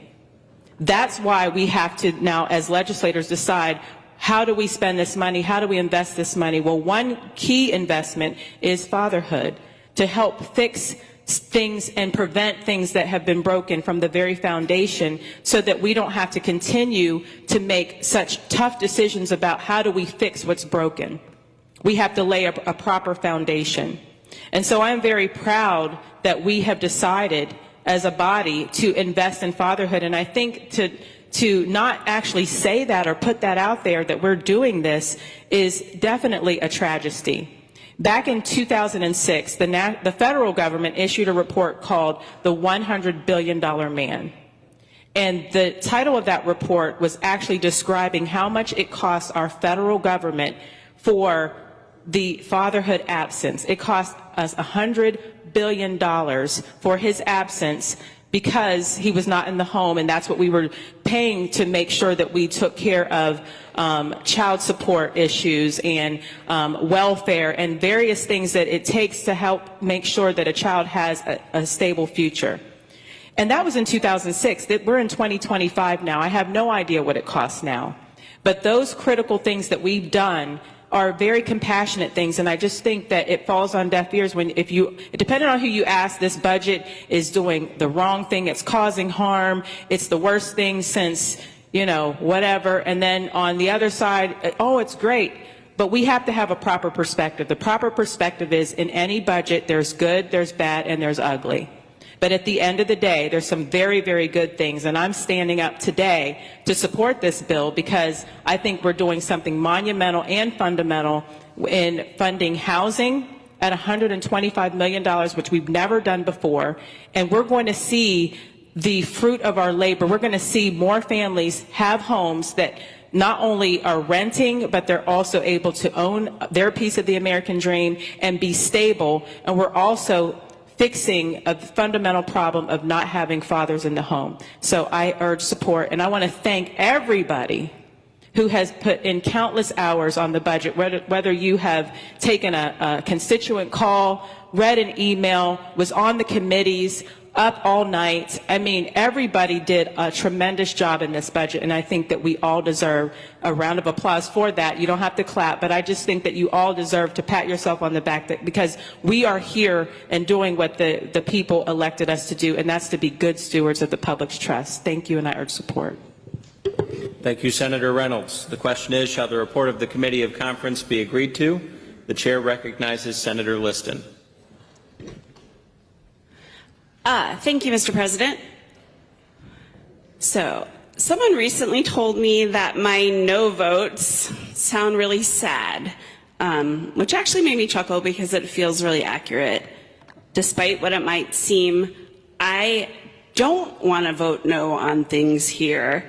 I really want to be voting for things I believe in. A government that works for people, invests in kids, and understands the potential of every human to add value to this world.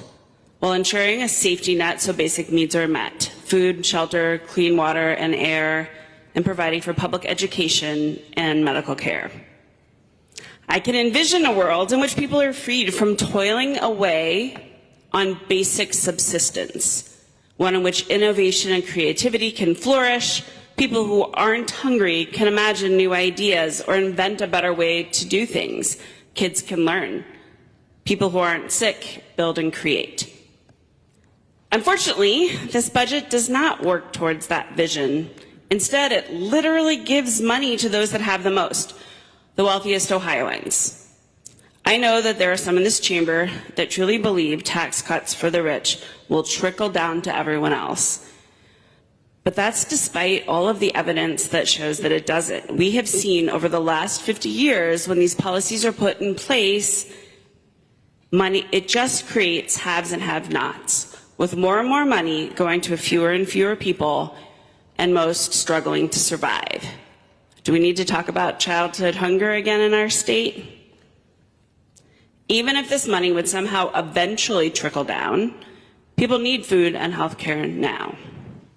In Ohio, we have been enacting regressive tax cuts for 20 years. The result has been lower job growth and slower economic growth than the rest of the country, while we lose population and our schools fall in national rankings. Continuing down this pathway seems utterly irrational. Instead of supporting basic services so that people are empowered to work on advancing technology, developing new medical treatments, solving our energy and climate problems, the budget is making sure poor people can't have sugary drinks, while giving a $600 million handout to billionaires to build a better sports stadium for a failing sports team in one quarter of our state. Remember, we have a sports stadium there. It's as if a newer sports stadium is going to somehow help Ohioans. What else could we have done with $600 million? So many things, and you've heard lots of them already from my colleagues. It would have only taken a small fraction of the money, roughly $40 million, to make sure infants and toddlers 0 to 3 kept Medicaid coverage. An estimated 20,000 babies a year would not be dropped from their health insurance for 7% of the money we're giving for an upgraded sports stadium owned by billionaires. We remain dead last in the country for publicly funded child care. This money could have brought us in line with what the rest of the U.S. views as the bottom run, supporting child care for up to 200% of the federal poverty level. This is something that families and the business community has been asking for and begging for years.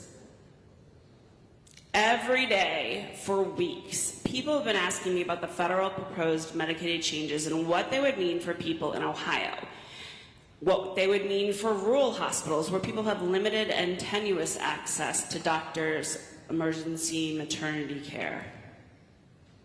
This budget has trigger language so that the federal government decreases its support for the Medicaid expansion population by a single dollar. We drop more than 700,000 people from the program. More than 700,000 people will lose health care, mental health, and addiction treatment.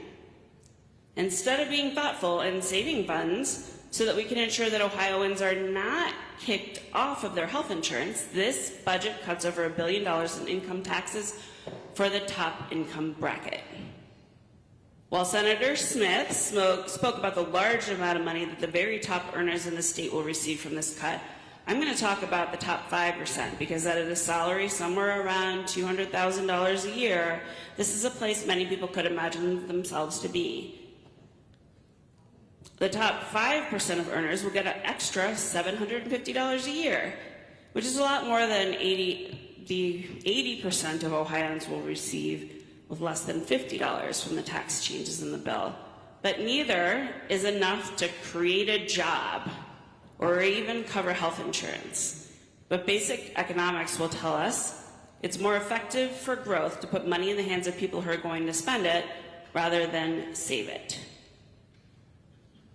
The cost of this giveaway will be felt by everyone, with widespread underfunding in this budget in our programs and schools, and the risk to the entire healthcare system that would not be able to provide adequate coverage without Medicaid support. The benefits are not worth the cost.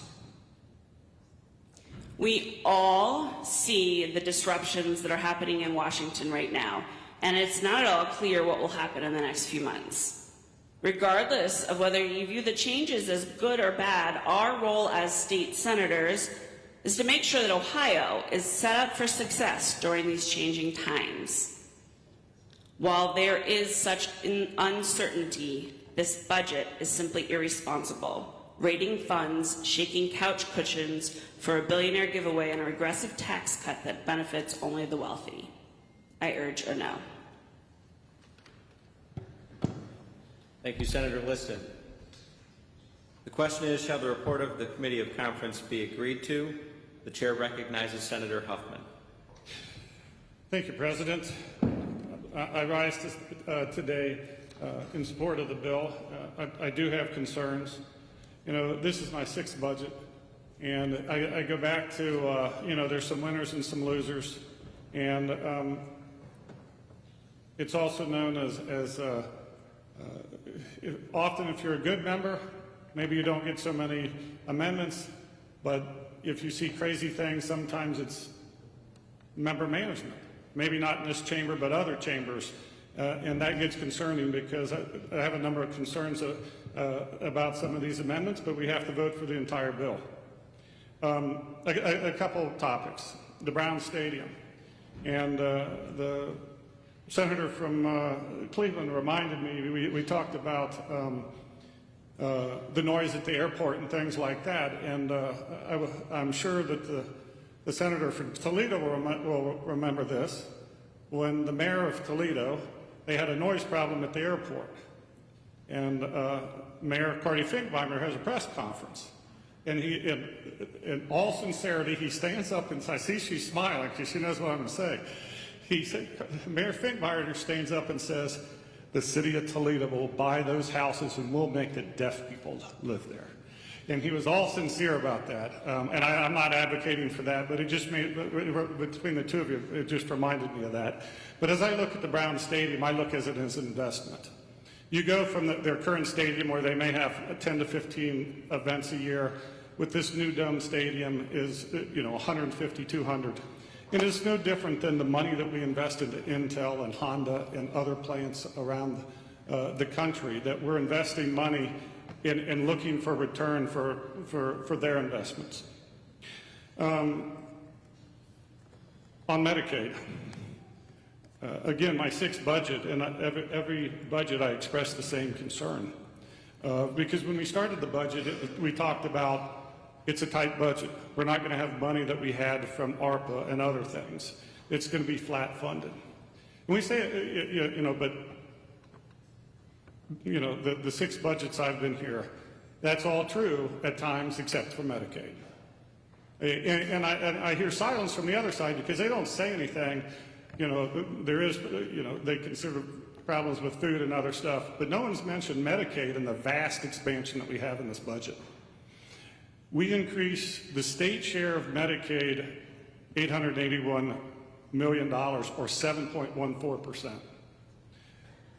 The federal increase, $3.14 billion, or 11.75%, for a total expansion of Medicaid at 10.29.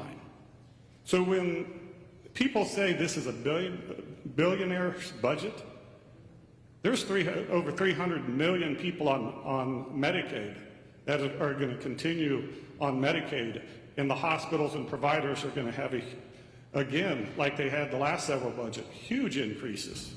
And at some point, this is not sustainable to continue to expand Medicaid by 10.29%. Medicaid expansion, the trigger language is in there. If and when I believe that the federal government gets rid of or makes the state goes back to the normal 35%, approximately 35% that we pay, we're going to have to come up with about $2.5 to $3 billion to cover that hole. Where are we going to find that money from? Is it the food banks? Is it education? Is it other places? We're going to have to find that money someplace. And maybe we will be able to, and maybe we won't, but to fill that hole would be huge.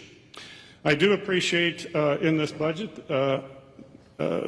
Senate Bill 3 in the budget with Senator Lang, my bill to get to the flat tax. This is the third year that I've introduced that, and it is to continue to progress to zero personal income tax in the state of Ohio.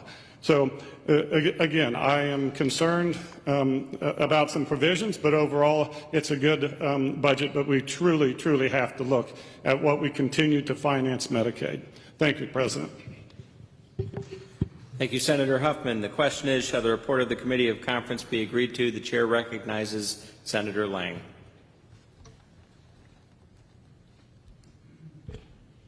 Thank you, Mr. Chairman, for the opportunity to rise to speak in strong support of House Bill 96.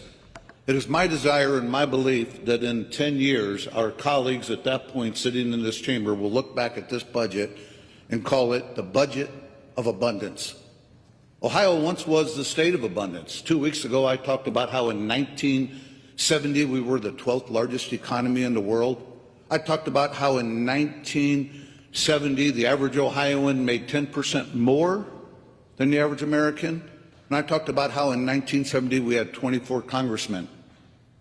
As we fast forwarded to 2020, the average Ohioan went from making 10% more the average American to 12% less.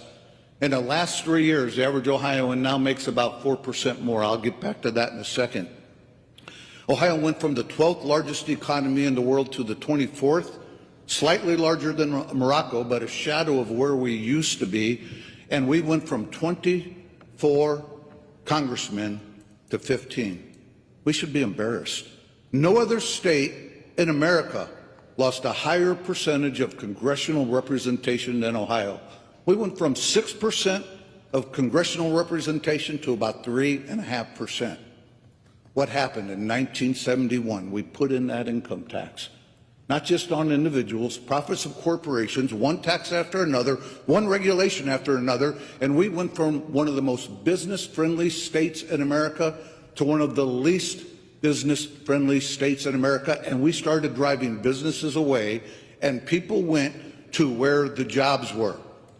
I agree with my colleagues on the other side of the aisle about some of the points they made in this budget that I agree with them are wrong, but I do want to address a few things. They talked about what has happened in 20 years since we started to lower the income tax and how devastating that has been for our economy. It is true, we started to tweak the tax about 20 years ago. We didn't get serious until about 8 years ago. Let me share some statistics that are happening right now. As I said, in 2020, according to the Columbus Dispatch, the average Ohioan made 12% less than the average American. In the last 3 years, it's been 1%, 2%, and 3% more than the average American, according to the United States Census Bureau. Let's look at Ohio's state GDP, our state gross domestic product. 2010, it was about $500 million, $501 billion. From 2010 to 2020, it grew from $501 billion to $693 billion. It grew at $192 billion and at a 10-year growth factor of 38%. I think most bankers and most financial planners and financial analysts would tell you 38% over a 10-year period is mediocre at best. Maybe you're keeping up with inflation in that period of time, but when you compound inflation, you're probably falling behind it. What's happened in the last 4 years? Since we got serious about lowering the taxes, about lowering regulations. My colleagues, many of you laughed at me when I said in 2022, we're going to grow Ohio's economy from about $700 billion in 2020 to $1 trillion in 2030. I'm telling you, not only are we going to do that, we are going to blow it away. Listen to these numbers. In the last 4 years alone, as I said, 2020, $693 billion. 2024, Ohio's GDP, $927 billion. This is according, all of these numbers are according to the St. Louis Federal Reserve Bank and the U.S. Bureau of Economic Analysis. That further shows that in a 4-year period, we have grown our economy at $243 billion. That's a growth rate of 34% in 4 years since we started getting serious, compared to a growth rate of 38% the previous decade when we were just kind of tinkering and toying with this. I believe that in 2 more years, we are going to hit that $1 trillion number as we continue to lower taxes and regulations. And the formula is simple. It's not magic. As we lower it, the businesses are coming back. And we hear about all the big guys, but I talked 2 weeks ago about the little guys. 2.1 million new startups in Ohio in the last 6 years, more than the previous 25 years combined. And we are not doing something revolutionary here in Ohio. We are going to join 23 other states that currently have a flat or a zero income tax. 6 states have enacted their flat tax from the years 2021 to 2024. So in the last 3 years, 6 states have gone to a flat tax. It is my desire, as my colleague Senator Huffman pointed out, that in 2 to 4 years we eliminate the income tax altogether. Only 2 states have ever eliminated their income tax. One was Kansas, who did it all at once. They didn't do it in little bites and pieces like we did. And the Kansas resulted in a disaster because they did not give the business community time to catch up. The way we have done it in Ohio, literally starting 20 years ago, as pointed out by one of my colleagues on the other side, with little bitty bites starting to take bigger bites, we have given the business community time to respond, and boy, have they responded. Every time we cut that income tax, our total revenues go up, including this fiscal year alone. By cutting the income tax from 4.99% to 3.5% in the last GA alone, personal income tax collections just last month exceeded projections by almost $250 million, and we're going to be sitting on over a $500 million surplus just in personal income tax versus projections just for this one calendar year. A flat tax will simplify both collection and compliance. The accountants are not going to be winners in this. Bob and Betty Buckeye are going to be winners in this, but the accountants will not be winners with this. I'd like to remind everybody that our state went 168 years without any income tax whatsoever. And as we did, we were the land of abundance. We were the land of financial dominance. And I believe in 2 to 4 decades, we can be that land that financially dominates the rest of the country again. Our state will stand to benefit in multiple areas from this flat tax. And one other thing I'm particularly proud of, Mr. President, in conference committee, $7 million was put in for Miami University. I have many of my colleagues here that are alumni of Miami University to go towards the training of quantum computing. I don't know what that means. I have no idea what the hell I just said, but here's what I do know. There's only 2 places in the world where massive quantum computers are being constructed. One is in the Middle East. Don't hold me to it. I think it's Saudi Arabia. I may have that be confused on that. The other, the Cleveland Clinic here in the state of Ohio. And we heard testimony in Finance Committee from Greg Crawford, president of Miami University, who conservatively estimated that this computer and this training that will only take place at Miami University will lead to 130,000 high-paying jobs within a decade. Think about that. There's 33 districts, 130,000 high-paying jobs. This is on top of everything that we are doing to drive the economy by lowering taxes, by lowering regulations. Yes, I believe we're going to blow that $1 trillion number away way before 2030 gets here. Thanks to some of my colleagues like Senator Manning, sports betting is now legal in Ohio. If there's a line on the over-under on us getting to $1 trillion or adding a 16th congressman in 2030, I would bet the over. So, Mr. President, thank you. Thank you, Senator Lang. The question is, shall the report of the Committee of Conference be agreed to? The chair recognizes Senator Ingram. Thank you, Mr. President. I'm going to be really brief, but if there's an over and under on that, I hope you put some money in for addiction too, because betting is addicting.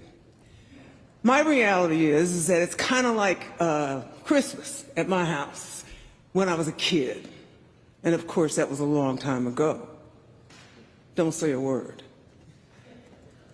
When we got the Christmas edition of the Sears and Roebuck, and some of you have no clue what that is, but the Christmas edition of the Sears and Roebuck, my mom would throw it down on the floor, and we'd fall on the floor and circle what you want. And we'd get down and circle what we wanted. And of course, I never really got the Sears and Roebuck version of what I wanted, but I usually got something close. And I say that to say that this bill reminds me of that. There are some good parts, and I think everybody said that. The important piece, though, is from what perspective do you see it, that it's good, for whom, and then what do we have that we've left out? Who have we forgotten? I started to do a scene from The Shining because you talked about the film industry. The film guys told me that they would be more tied into Ohio, except that Ohio's not serious about a real tax credit over a period of time. So we have to be honest with ourselves. And I guess maybe what bothers me a little bit is when we continue to talk about the collaboration. And I want to be honest, I've offered a lot of amendments in Finance Committee. I heard quite a few last night before I kept dozing off during Conference Committee. But they're all laid on the table. So when we start to talking about having a conversation, being collaborative, listening to what our constituents have told us, well, guess what, you guys? Those amendments that we were trying to offer came from our constituents. Not one, maybe we got a smidgen of something in. I'm not through. I'm only on page 37 of 97 of the little comparison thing that I have. But not one is there. So how much work did we really do together? I mean, I waited for the Conference Committee to come on last night for, golly, what time did you finally get on? 12, what time was it? 11:30, quarter to 12, we're supposed to start at 9. Somebody had collaborated, somebody had had that conversation, somebody had worked through what was there. My colleague talked about we fully funded the formula. No, we haven't. It was never fully funded in the first place. And then to say we've done as much and we're spending so much on education, the reality is if you're using 2021 inputs, and I assure you that's not what was intended, that you're not going to get to the cost of a real education, especially when you're talking about the cost of living, when you talk about people having jobs. Nobody wants to work for free. You got to pay teachers. You've got to have good principals, good superintendents, good people in those offices, good treasurers who know what they're doing. But we in this budget, something simple, especially when we talk about local control, we have the audacity to tell school boards, oh, who, by the way, now have to also register their party affiliation when they run for an office, which should not be important. We should be looking for smart people who know, have a business acumen, and can also know academics and know about education instead of whether they're a Republican or a Democrat. But anyway, we said to those people who were elected, by the way, you will no longer be able to do the pickup on the pickup for your superintendent into STRS or your treasurer into SERS. And in Conference Committee last night, they added principals just in case they get it too. How dare us talk about local control when we continue to do things like that? The State Board of Education, I heard that, yes, they will be appointed by the governor, and they'll be from 5 different categories. But here's the reality. Will they be independent? Will they be able to make decisions about all of our children who are getting a good education, or an education period? Because I used to tell my students, good is relative. What do you expect? My concern is that we continue to talk about moving forward. And like I said, there's some good parts of it. Financial literacy. Thank you so much for making sure that that got back in there. But we keep doing things to make sure that our, well, you are not mine, our morality, our thoughts about who should be in charge, what we should be learning, what we should be teaching. And yeah, advanced math is fine, as long as everybody gets an opportunity to do that. And you stop talking about who does deserve, who doesn't deserve, and your actions speak louder than words, folks. You can keep telling me how much you put into people, and we can even talk about housing. We're not losing people because they don't have anywhere to live. We're losing people because some just don't want to stay in Ohio.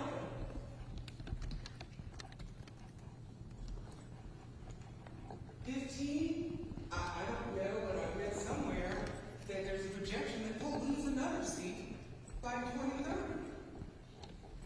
Now that would be pretty sad. So we've got to make sure that when we do these things, that we take good and bad.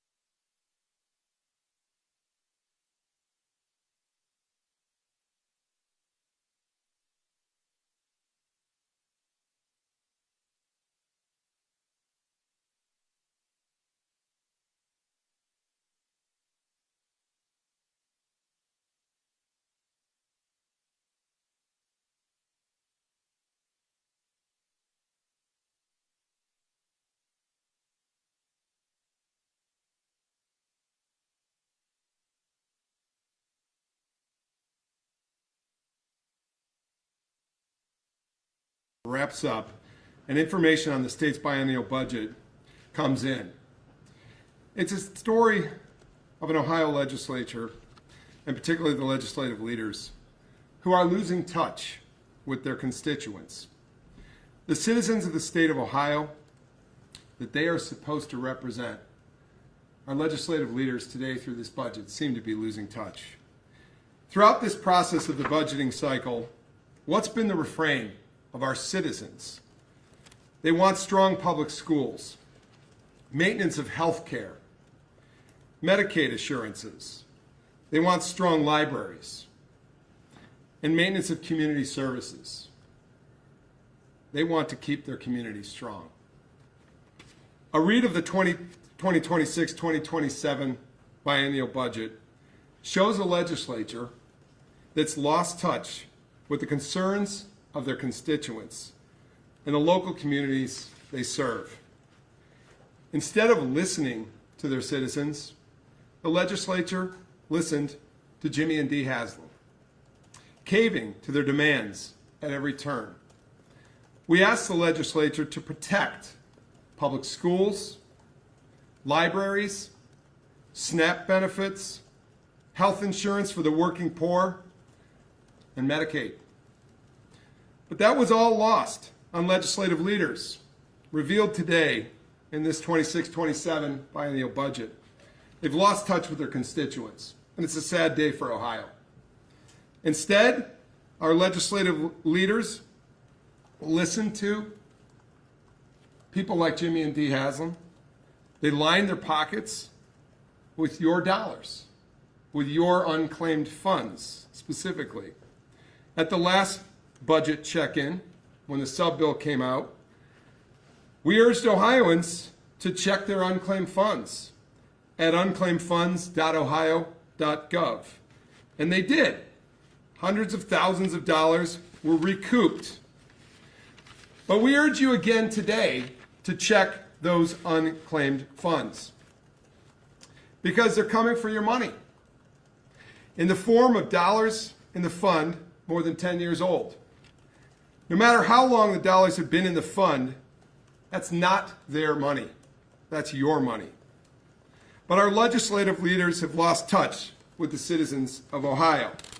Instead of directing you to the monies you've rightly earned, they gave away an unprecedented $600 million to Haslam Sports Group for the Brook Park boondoggle in this budget cycle. They gave it away to Jimmy and Dee Haslam. They picked your pocket. They picked the pocket of Bruce and Betty Buckeye and gave it to Jimmy and Dee Haslam. They also gave away a lot to the wealthiest Ohioans. And it seemed to be their MO of legislative leaders. They've lost touch. The flat tax that helps only the top 20% income earners of Ohio was given to exactly the group, while they debilitated our public schools, our libraries, our health care, and our access to Medicaid. On schools, they eliminated the democratic process of electing state school board members. Gone is a state school board system of elections where 19 school board members are voted in by their electorates here in Ohio, we the citizens of Ohio.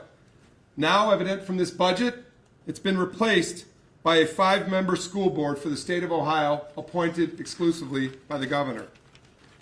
They've kicked the can down the road when it comes to property tax relief for our seniors. Something that we have urged this Ohio legislature to pay attention to, as property taxes have risen in this county, as have they in 87 other counties of Ohio.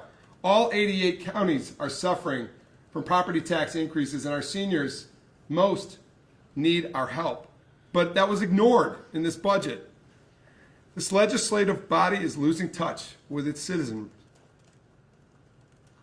Even the Cavs, the community partners, the Cleveland Cavaliers, and the Guardians got left at the altar in this budget, as their simple request was to adjust the sin tax for stadium renovations. Well, that too was hijacked by the Cleveland Browns, who at the request of HSG, the legislature mandated that any ballot that we at Cuyahoga County would put before our voters, any levy before our voters, would have to include the Cleveland Browns proposal in Brook Park. So they've handicapped the ability for the Guards and the Cavs to actually attend to the facility needs that they have in 2 facilities that are older than the current Huntington Bank field where the Cleveland Browns play.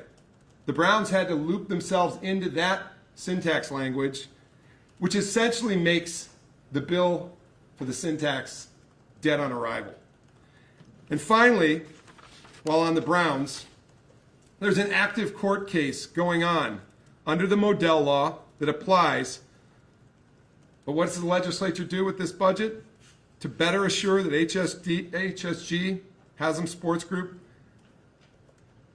betters their odds in court, the Modell law was changed in this budget in real time while an active court case is going on. The legislature changed the rules of the game. It's a curious thing when a legislature changes the law as it pertains to a defendant currently in court, they being the Haslam Sports Group. They changed the law and essentially changed the rules because this legislature sets the rules. It's a sad day to look at our Ohio budget and its priorities. Today marks a day when we see a state legislative leadership group that has lost touch with their citizens, the very citizens they are supposed to serve. They forgot about their relationship with our cities and counties in Ohio. They forgot about our schools and our libraries. They forgot about the health and wellness of our citizens. in the name of greed, and one case example, Jimmy and Dee Haslam. We in Cuyahoga County will not be bought. We will stand up for our citizens, for their health and well-being. And again, thank you for being here today. I can take questions. Chris, I'm curious with what is in the budget, if that does indeed pass and becomes law, what ground you have left to fight on this? The governor. This is, the budget came out of conference committee.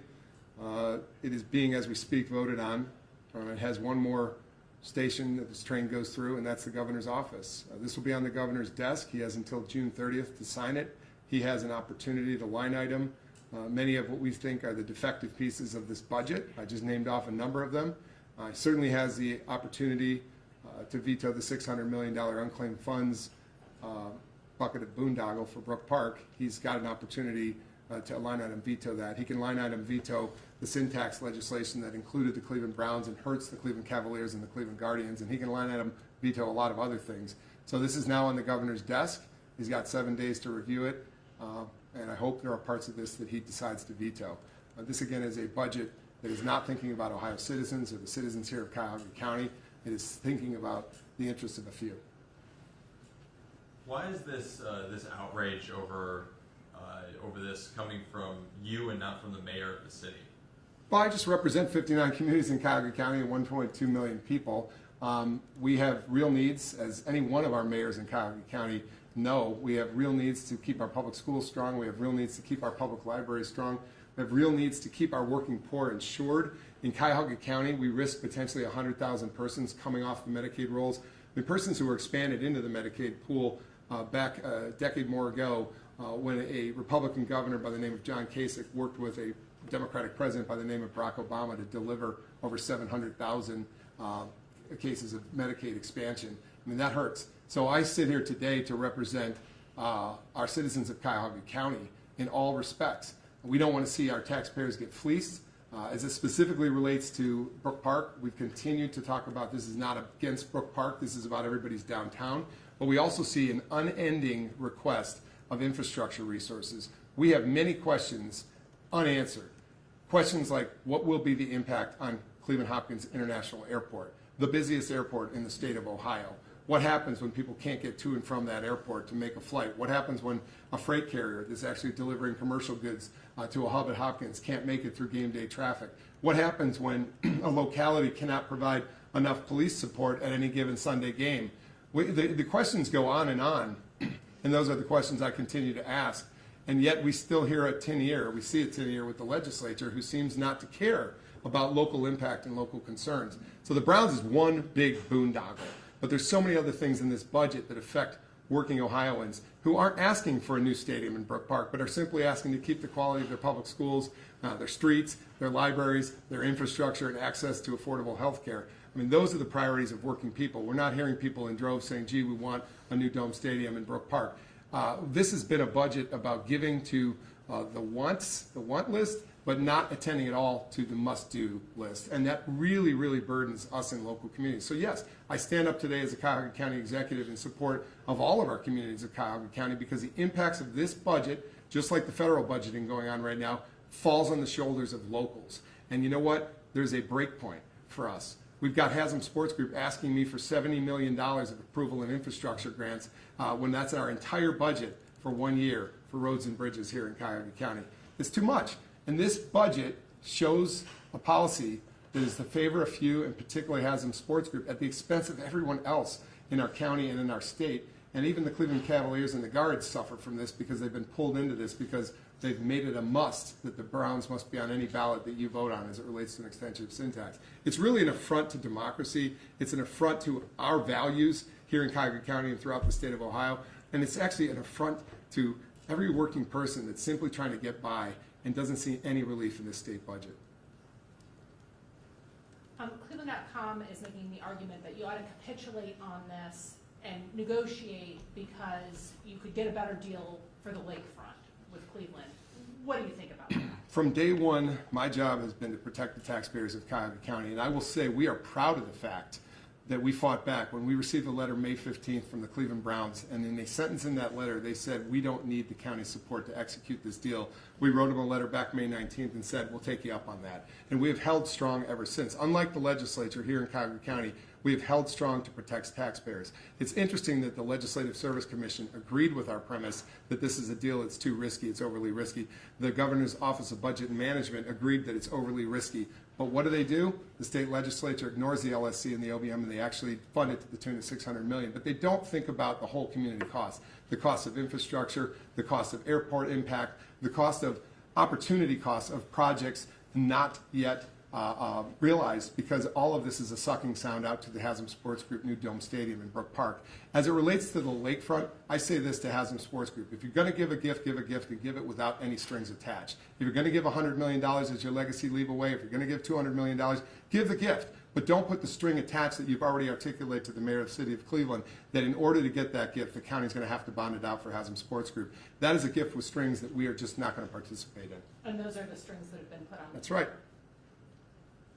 Do you think you're going to be able to hold to this position that the county is not going to participate, especially, with the dynamic with you and county council? Well, I say to every colleague of Cuyahoga County Council, first of all, let's work together on this, because let's hold the line. As I say that, we've heard from a couple of council members the interest in participating. Why would you participate in a project where the applicant has said we don't need your money? It's a curious thing.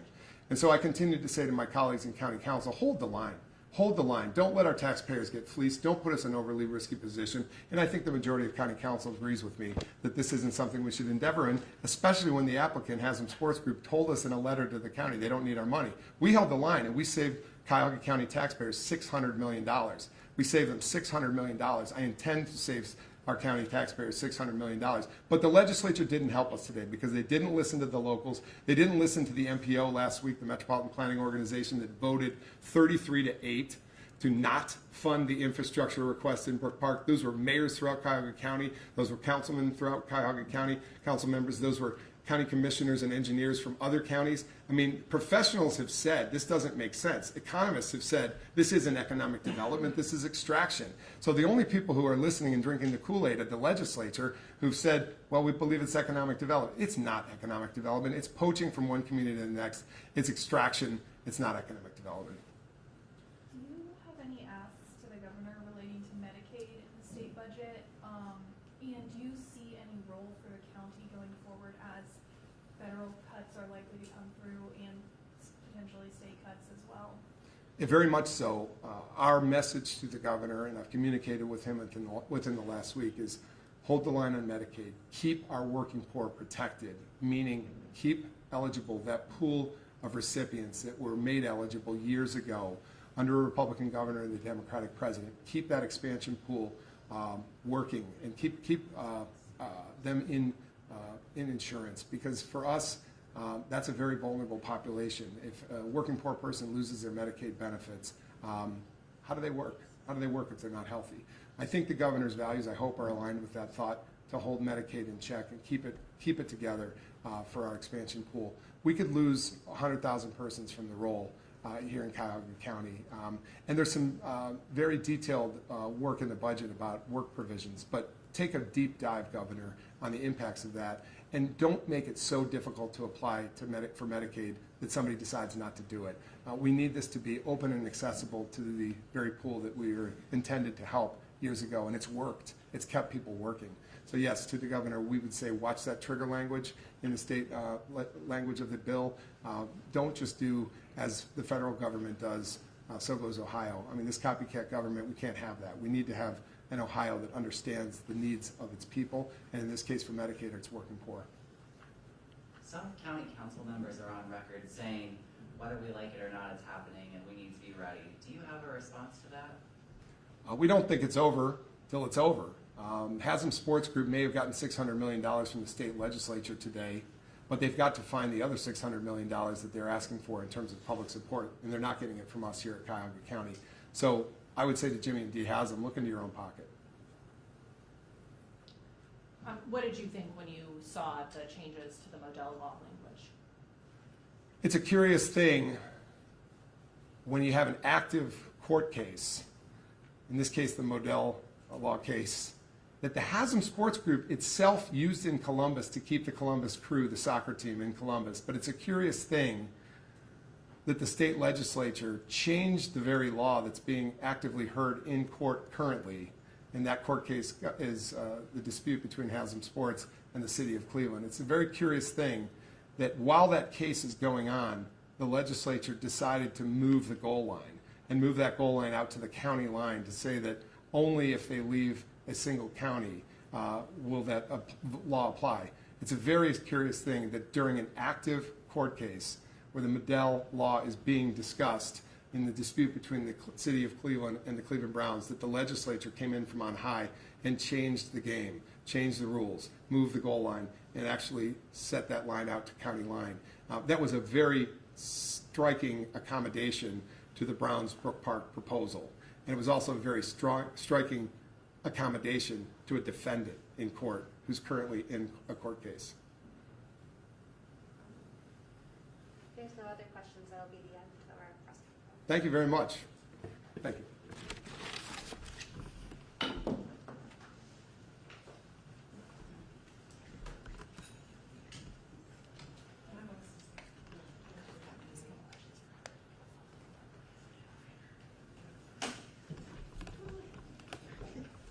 If you guys have follow-ups, just feel free to reach out to us.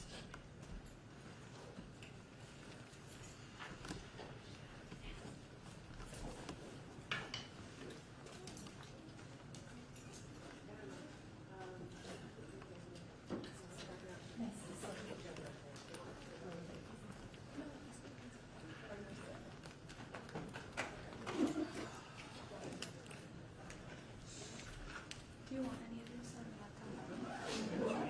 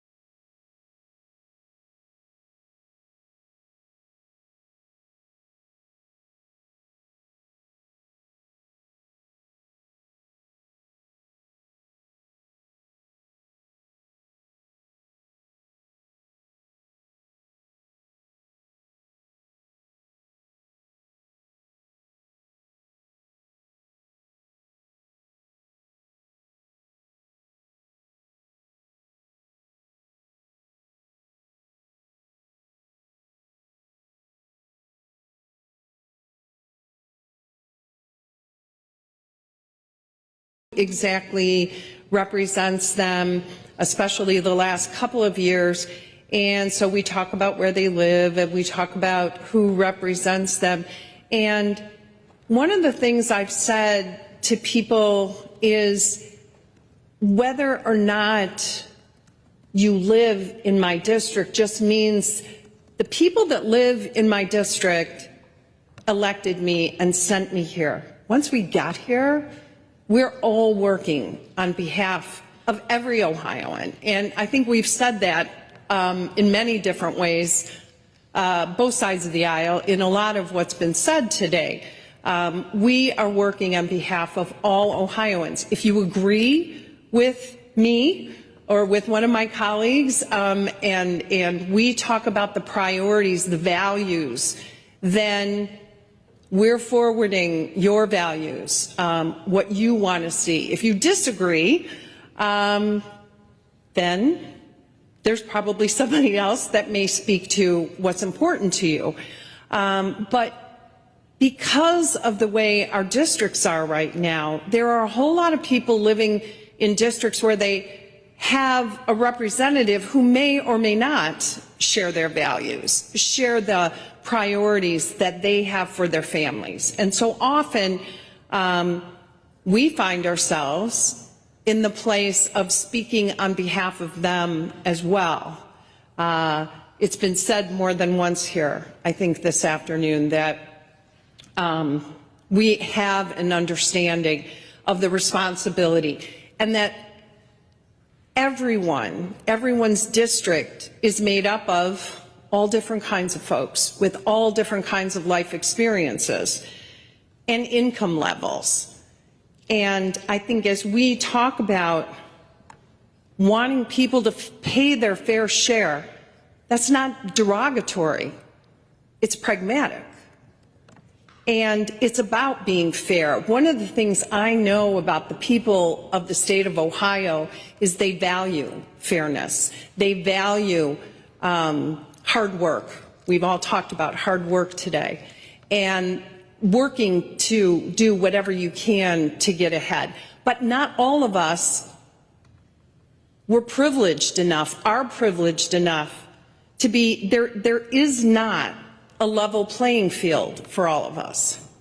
It doesn't exist. We can do things to try to bring more balance, for sure, absolutely. But there's not a level playing field. And so as we looked at all the elements in this budget, there are definitely some things that stand out. We believe, my caucus believes, there are broken promises here to Ohioans, everyday Ohioans, that the priorities in this budget, the priority to find $600 million for sports franchises, that's a priority. I'm not saying it's good or it's bad in this moment. It's a priority, though, of this budget. That money needed to be found. It was. As my colleague said, the cushions were shaken. We looked through and found the money in the way of unclaimed funds, Ohioans' unclaimed funds. And so taking that idea, applying it to many sports franchises, because clearly there are more waiting in the wings. We knew it was going to happen. They're already queuing up. So creating a system, I don't think my colleagues on my side of the aisle have a problem with creating some sort of a system to be able to discuss even how much of a loan or whatever is it. I think the problem is, first of all, we don't know that it's constitutional to use the funds from unclaimed funds for private enterprise. We're going to find that out, I'm sure. The minute this budget is passed, there's going to be a lawsuit. The courts will have to duke it all out. A lot of lawyers will make money. We know that's going to happen. But it's a question we don't really fully know the answer to right now. But the other thing is, in the case of Cleveland, so I grew up in Cleveland, I represent Cleveland right now, and I have the whole time I've been in the legislature, and it runs deeper than just, do we give some funding? Our situation is not the same as the situation in Cincinnati. We have some different issues because they're talking about moving the entire thing out of the city. We don't need to debate all that. To just say, though, that there are a lot of decisions that have to be made before this whole idea of funding something is even part of the discussion. And that's something that they're trying to figure out. We're trying to figure out locally. It's a little bit of extra pressure having folks from outside of Cleveland making a decision for us. It doesn't feel great. So I just want you to put some of that into the perspective of, there are so many unanswered questions with that proposal. My colleague talked about, flyovers and all of that. We don't know, because there hasn't been a report and a green light from the FAA if it's even feasible. We don't know 80 feet down into the earth, which is how far they're supposed to dig, what the brownfield results are of testing for that soil. This has been an industrial site for more than 50 years. We have no idea. There are a lot of unanswered questions. That's all I'm going to tell you about that. But the priority seems to be, and this is where it is very difficult for me to wrap my head around hearing months ago when we started this budget process that the fair school funding formula was not feasible in the long run by a member of leadership in the Republican majority, but yet finding money for a stadium, for a private enterprise seemed to be a priority because, boy, people went to work and found the money. And so it's that inconsistency, that out of balance priority that really strikes me as I'm trying to figure out what's the best way forward for us to do the work of passing a budget that benefits the majority of Ohioans. And we've gone over how many wonderful things there are. There are wonderful things in the budget. There are problematic things in the budget. And so obviously each one of us has to weigh, is there a balance? Does the good outweigh the bad? Or we won't use bad, my colleague. Where are our priorities rather than good and bad? I agree. We shouldn't probably look at that way. But there are problematic things that get in the way of my being able to say I can move past and ignore this. When the budget came over to us from the House, there were some, the dispatch has talked about it, folks have commented on some of the culture war elements that came over in the budget. My caucus asked that they be taken out, and if there were individual bills, that would probably be the best way to deal with any issues people wanted to advance, but that didn't happen. And so one of the areas, we talked a little bit about library funding. We talked about how people love their libraries. I think there's a real good reason why, if our tax discussions level things out, imagine how level setting libraries are. You can live in any part of the state and you can access information and a place to be welcomed. You can be unhoused and be welcomed in a library. You can be a kid whose mom has to work late and be welcomed in a library, the safe place to do your homework, and each actually even get some help. And it goes on and on with our libraries, what wonderful, wonderful places they are. But our library system has been nationally recognized, but it's also been underfunded for years, and we can debate what you think about how much we should be adding in. But this was the time in this budget when we could have set partisanship and culture wars aside. We could have properly funded these, I like to think them as gateways to knowledge. They're much more than just repositories of books. We could have provided proper funding rather than forcing them every cycle to beg for funding for their financial support. But no, instead, what we have, not only did we underfund them, they're going to have to come back again, but these beacons of illumination that connect members of our local communities to knowledge and information, well, while we were at it, we're going to force our libraries to censor materials, because that's in this budget.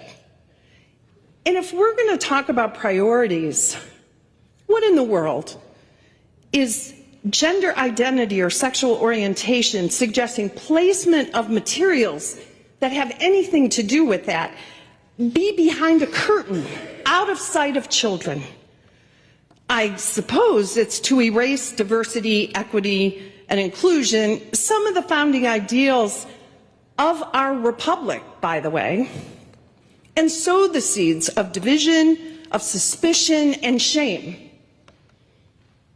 Now, as if the very documented lives of members of my community, the lesbian, gay, bisexual, transgender, people living their lives that must be sent to the shadows because they're too extreme to be seen in the light of day. Really? Now, these actions aren't going to erase us. Just because you put the materials behind a curtain doesn't mean the people suddenly, poof, don't exist. Because you know what? We do.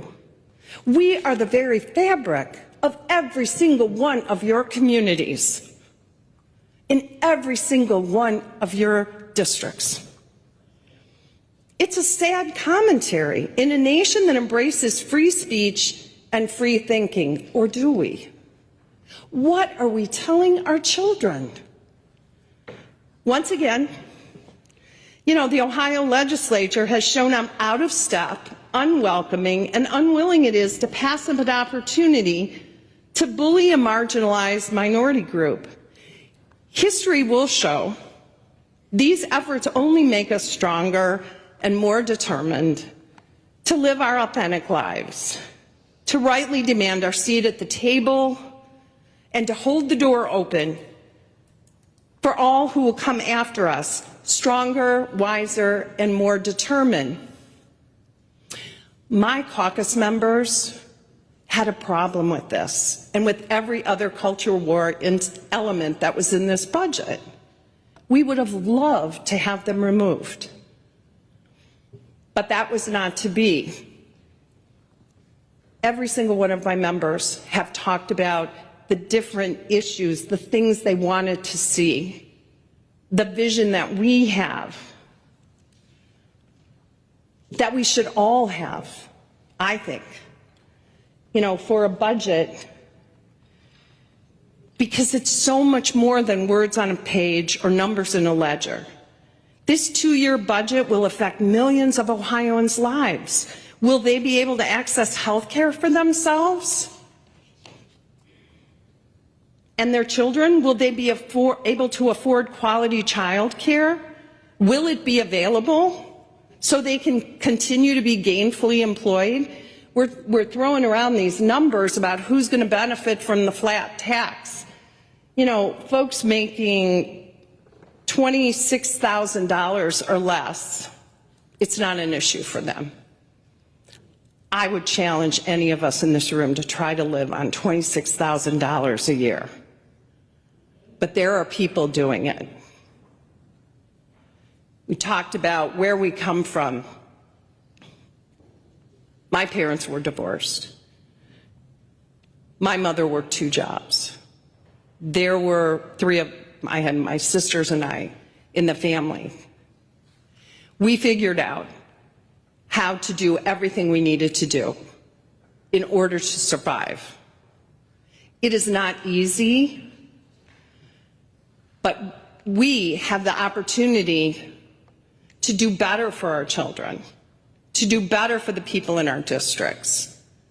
It's real interesting to me. I walked into the members' lounge, and there's 2 photos. One is the class from 1973. One is the class from 1955. And I looked at that and I thought, this is really interesting to me. I was born in 1955. I graduated from high school in 1973. Yeah, I'm old. And I have to tell you, never did I expect that I would be here doing this job. I was going to be a teacher, and that was it. I was told over and over again I couldn't do what I wanted to do because my family did not have money. And for every single family right now who's just trying to figure out how to buy eggs, keep the roof over their head, send their kids to quality school, public school. How do we do that? This budget falls short for them. It breaks the promise of intending to help lift them up. Will their local neighborhood schools have the resources to give all of their children opportunity to be ready, to be competitive? How many levies are going to need to pay for local schools, police, fire, trash removal, and parks and rec? I and the members of my Democratic caucus can't in good conscience vote for this budget that really broke promises to the hardworking, everyday Ohioans. They deserve better. I urge a no vote.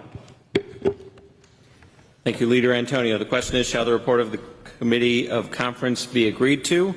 Will the clerk please call the roll? Antonio, Blackshear, Blessing, Brenner, Chavez, Serino, Craig, Catrona, DeMora, Gavarone, Hicks Hudson, Huffman, Ingram, Johnson, Kaler, Landis, Lang, Liston, Manchester, Manning, O'Brien, Patton, Reinecke, Reynolds, Rogner, Romanchuk, Schaefer, Smith, Timken, Weinstein, Wilkin, Wilson, President McCauley. With 23 yeas and 10 nays, the report of the Committee of Conference is agreed to. Offering of resolutions. Question is, shall the resolutions listed under the President's prerogative be adopted? Without objection, the resolutions are adopted. Before we move to adjournment, I would like to thank everybody for their work on this budget bill. I know all of the members put a ton of work into it, but even more so, I would say all of the staff put a ton of work into it, particularly our caucus policy staff. I know the minority caucus policy staff put a ton of work into this, but in particular, Ray DeRossi and his staff.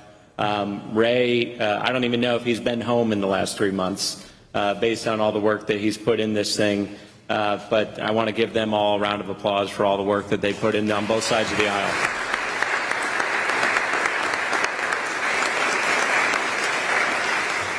And a separate round of applause for LSC. You know, they're the unthanked heroes in many cases for the random requests they get, sometimes at 12:30, 3 o'clock at night, 3 o'clock in the morning. Let's give them a round of applause as well.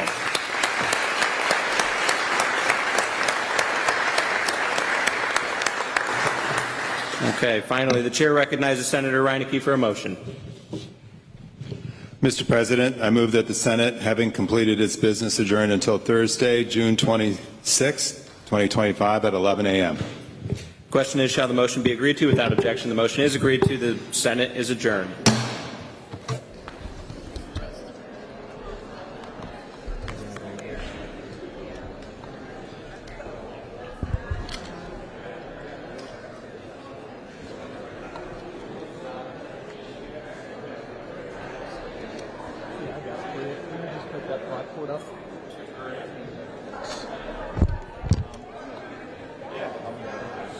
We're going to come watch. Yeah, okay.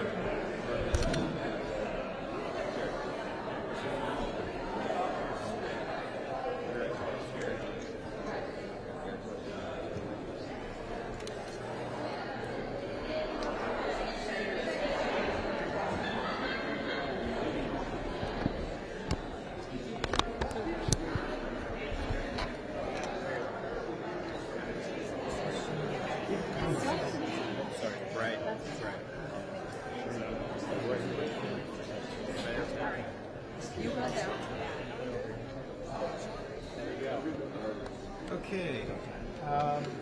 going to try to start in the middle for the broadcast so you don't get a hard profile, okay? Let me call on you first. So, Joe?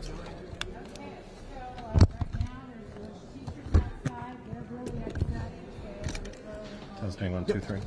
People who voted for this budget, they want to throw you out of office next year because it's irresponsible and you're going to cause fiscal emergencies in the schools.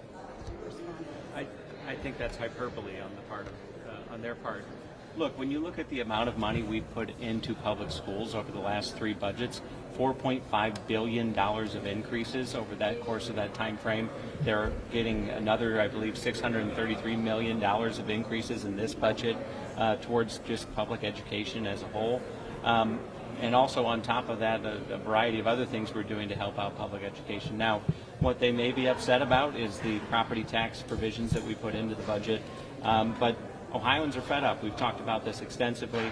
Ohioans are fed up that their property taxes are too high. 70% of all Ohioans' property taxes goes towards their school district.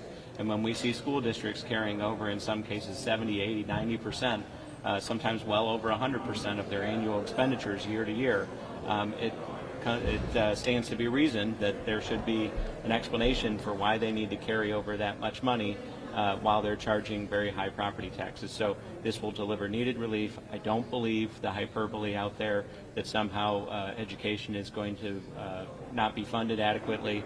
When we compared all of the spending, and if you look at the spending documents we put out by school district, and when you compare it all to their total sources of revenue, not just state revenue, but state, local, and federal revenue, you'd be hard-pressed to find a district that saw more than a 2% cut.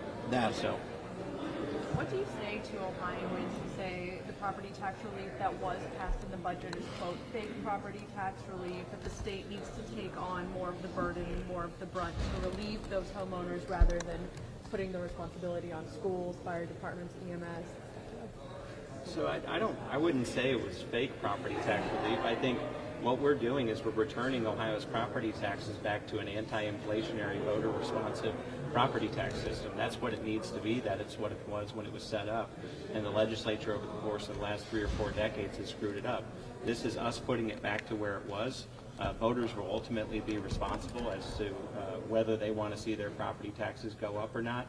The unvoted inflationary increases that have caused all the heartache and pain around the state in the last several years are now going to be a thing of the past on a going forward basis. Carly? I would add too that most voters don't realize this, but the state is paying with the rollback 10% already of the property taxes plus the 2% for the owner occupied, and those who qualify for homestead are also getting paid by the state.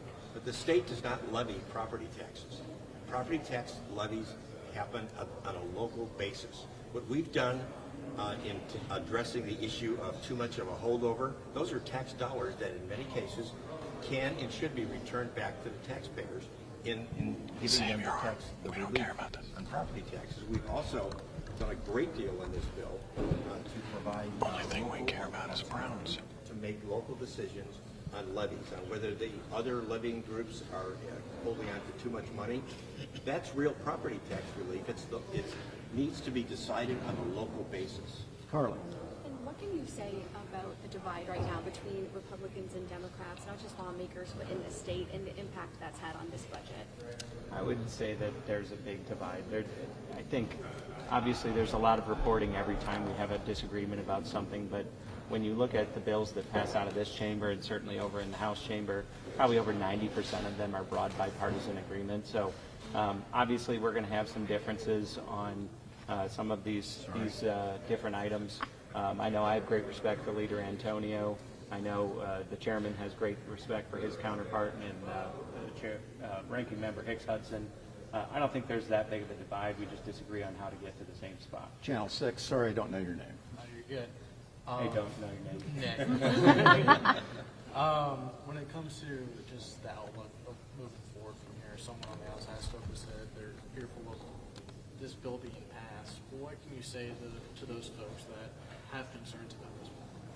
I think what you're going to see over the course of the next 3, 4, 5 years is you're going to see some growth in our economy come from this bill, especially when compared relative to the rest of the country.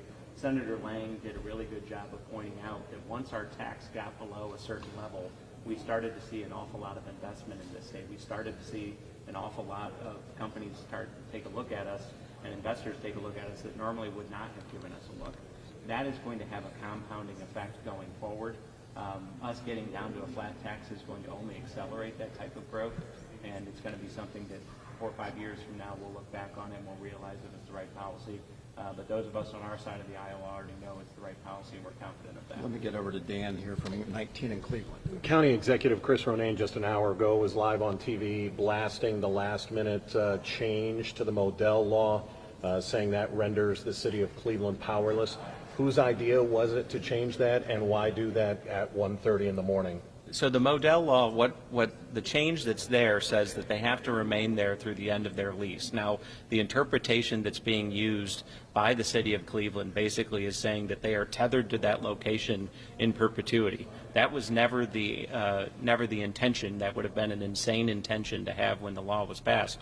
What this is doing is protecting the taxpayers, basically saying you have to fill out your lease, you have to satisfy your obligation, and if you've received state funding, you have to remain in the state of Ohio. So why did we wait until 1:30 to change that? This was something that was brought to us later on, something we had wanted to make sure we got right on behalf of the state of Ohio, and it wasn't done at 1:30. 1:30 was when the conference committee was done. It was something we'd been discussing before that. That just so happens when they met. Krista. So I just want to do a follow-up on that question. So what language protects taxpayers if the Browns loses from Cleveland in their lawsuit? What do you mean? Is there any language in the budget that protects the taxpayers from the lawsuit if the Browns lose from Cleveland? If the Browns lose their lawsuit to Cleveland? To Cleveland, yes. What would be the impact for the taxpayers? So basically, if Cleveland wins, then they wouldn't be able to move because they are invoking model law. The law was changed in this version of the bill. Arguably, I would say that their challenge is not moot, or excuse me, not ripe yet anyway, because they haven't gotten to the end of their lease yet. And so I would suspect they're going to lose anyway. But even so, what we're doing is clearing up ambiguity in the law and still saying, look, you're bound to be in this state if you've received state taxpayer money in the past, but you're not bound to be tethered to the 50-yard line of the field at the existing stadium. Fox 8.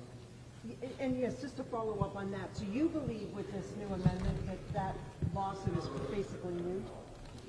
I would suspect that fairly shortly that the courts will look at it and possibly dismiss the suit. And how about the threat of the lawsuit that was today from some attorneys about the threat of the lawsuit to file about taking from the unclaimed funds? So I'm confident we're on good constitutional grounds, and I'm also confident that they're not going to be able to prove damages by anybody because everybody who has money that in the fund still has 10 years to come get the money. And so there is no harm, there are no damages for those individuals. So I think it's going to be a tough case for them to prove all the way up.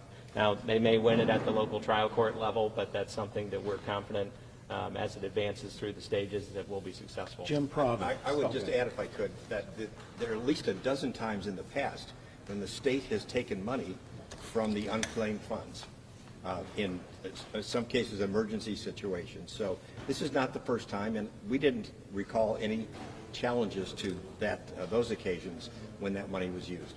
Jim Provitt. Could you talk about the new language that was added early this morning to the budget that gives local governments and counties the ability to do homestead exemptions, owner-occupied tax breaks? How does that help with local property tax problems? Well, as the chairman mentioned, property taxes are levied locally. We don't set the rates at which property taxes are levied. That's all a local decision by local voters. And in some cases, we've had county commissioners and other local, primarily county elected officials who've come to us and said, you know, these school districts are hanging on to too much money, or this other local subdivision is hanging on to too much money. And in some cases, there have been counties, I believe Erie County, I think, which actually forewent the property tax revenue for an entire year to try and help out their local government. So really, this is just another tool, or rather, to help out their taxpayers. So really, this is just another tool in the toolbox. It's permissive. If they say, look, we would rather, we'd like to double the owner-occupied credit, or we'd like to go up to double the homestead exemption, then they have that option to do that at the local level. Our friends on the other side have also said that this takes away the will of the voters relative to the levies. Well, the county commissioners and the county budget commission, they are all elected officials representing the people very, very locally.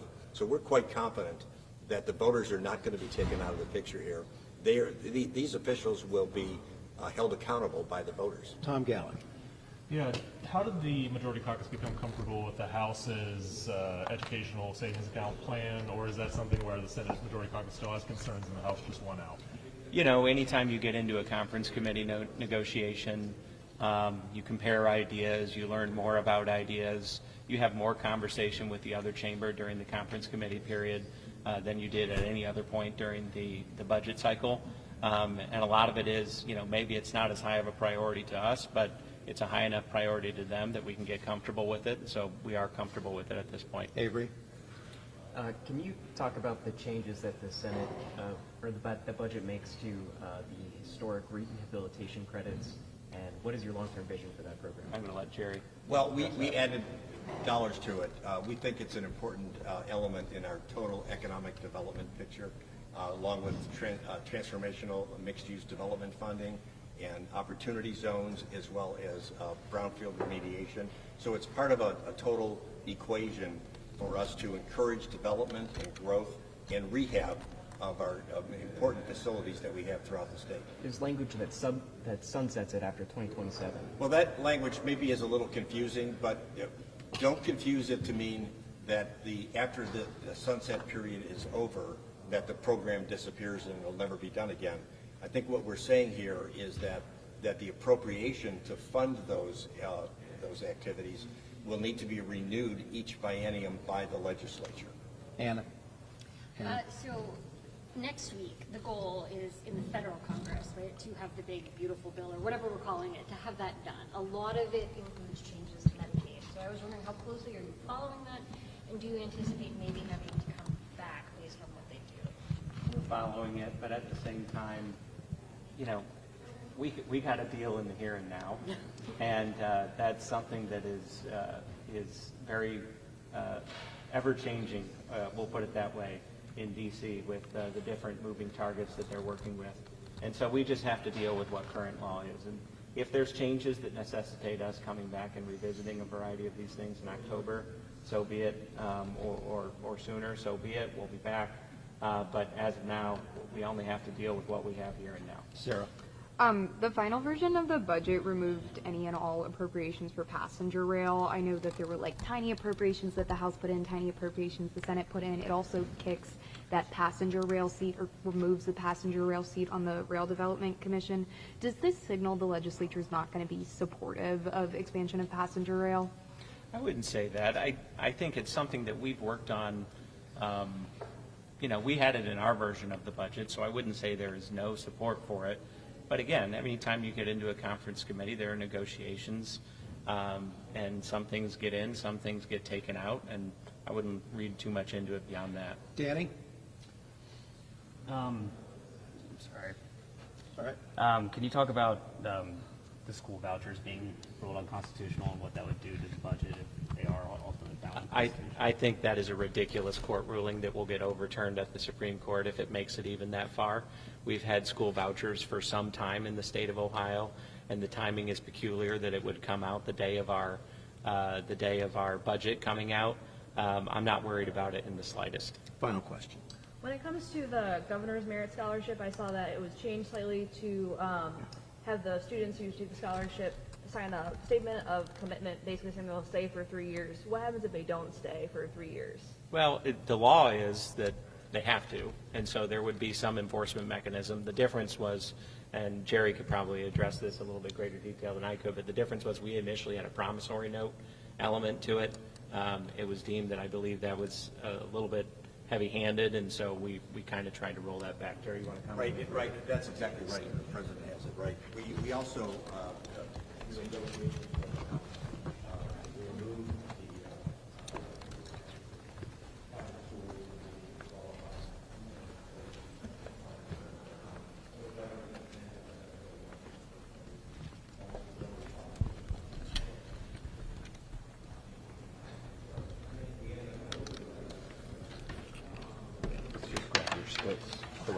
we'll come back in and get the cords.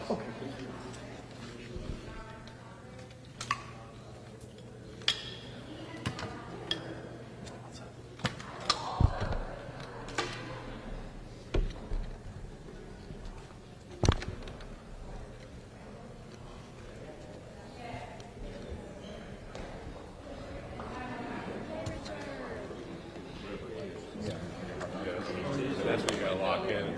Make sure before it's been.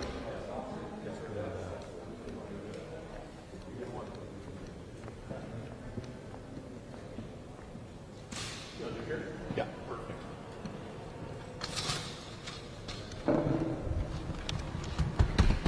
Thank you, sir. Yeah. Appreciate it. Yeah, keep working. I'm sure we'll be back.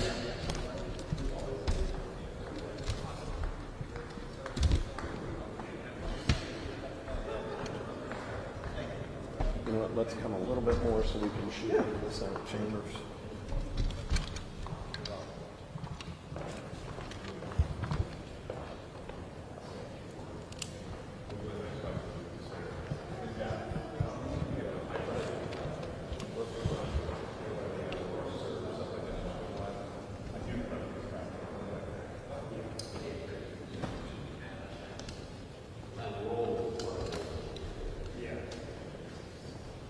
Testing 1, 2, 3, test, test, test.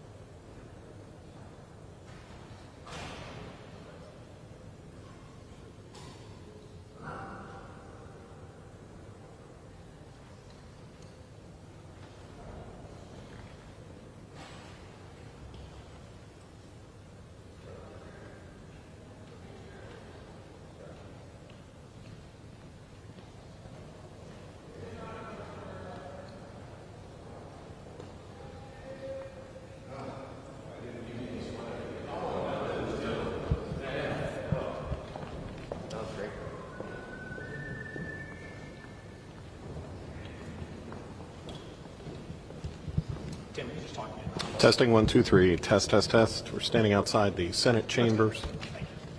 I just jacked it up while we were there. Just wrapped up their vote of 23 to 10. You did have one Republican, Senator Blessing, who voted against the budget. All the Democrats, all 9 Democrats voted against it as well.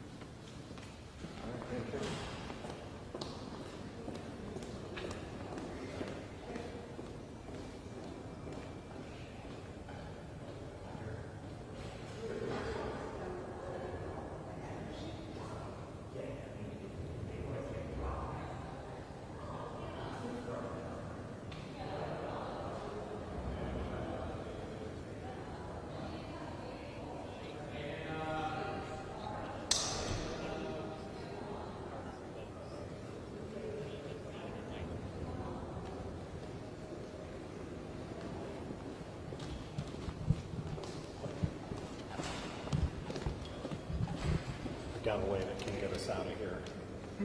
I've got a way that can get us out of here. Great. I will shoot 2 look-lives.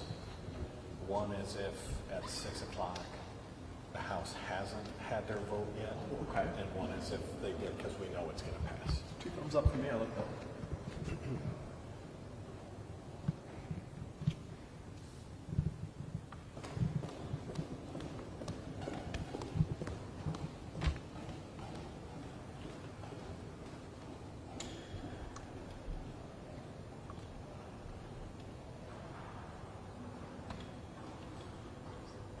After this hit, we're going to record 2 look-lives from the rotunda at 6 o'clock.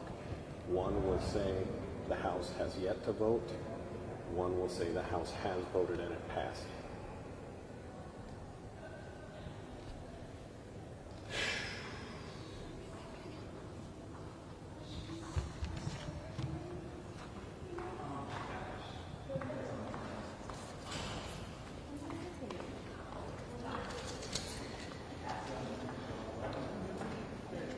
If you want, you can 86 your tie. You don't have to wear it anymore.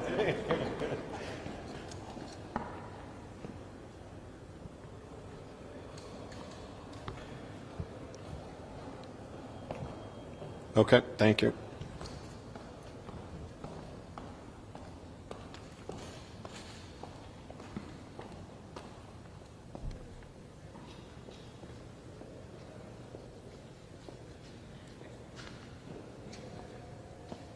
Testing 1 2 3. Test test test. Testing 1 2 3. Got us. Testing 1 2 3. Thank you.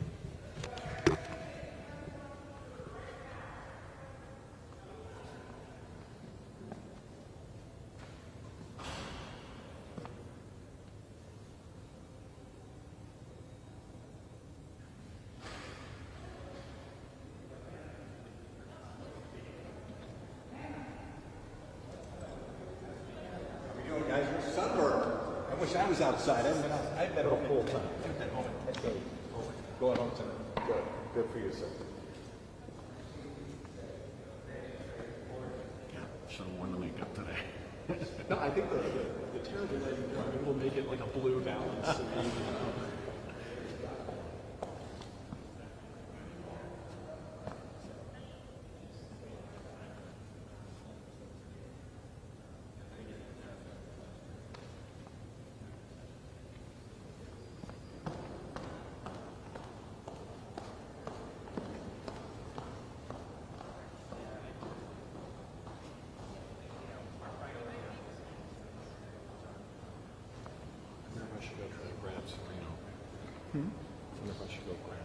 If you want to try, go for it. I'll be right here.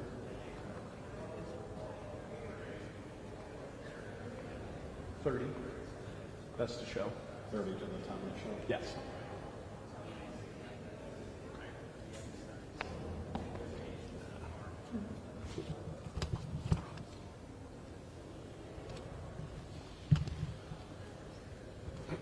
Away.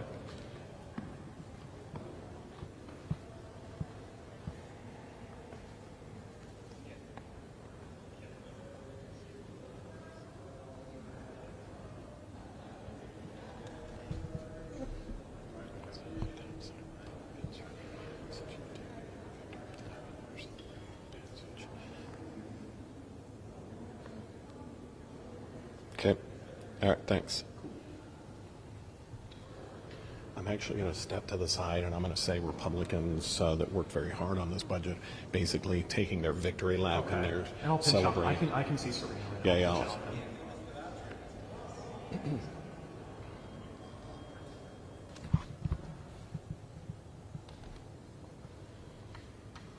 What, the vote was about 15 minutes ago, 20 minutes ago? Yeah, after that.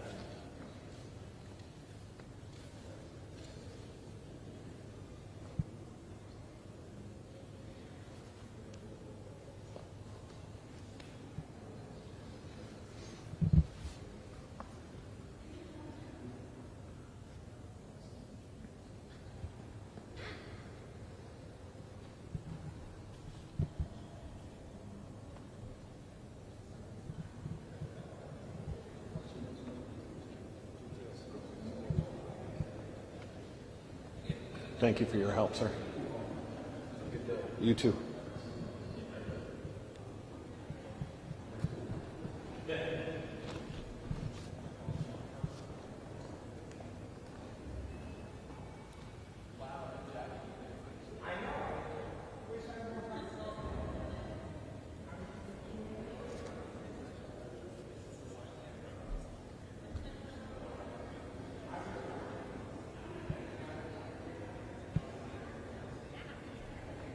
Okay.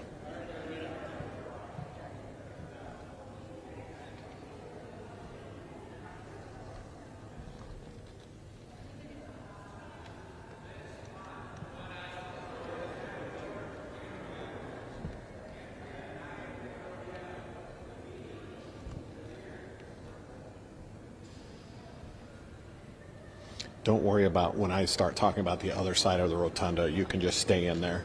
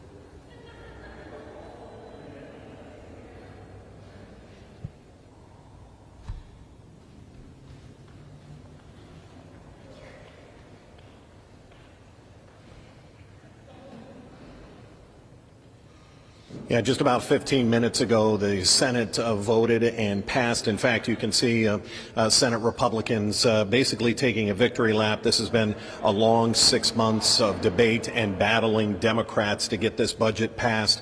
This is the budget for the next 2 years. It's not just about Browns funding. It's education, it's income tax, it's health care. But the Browns component, of course, for us in Cleveland, that's what our eyes are on.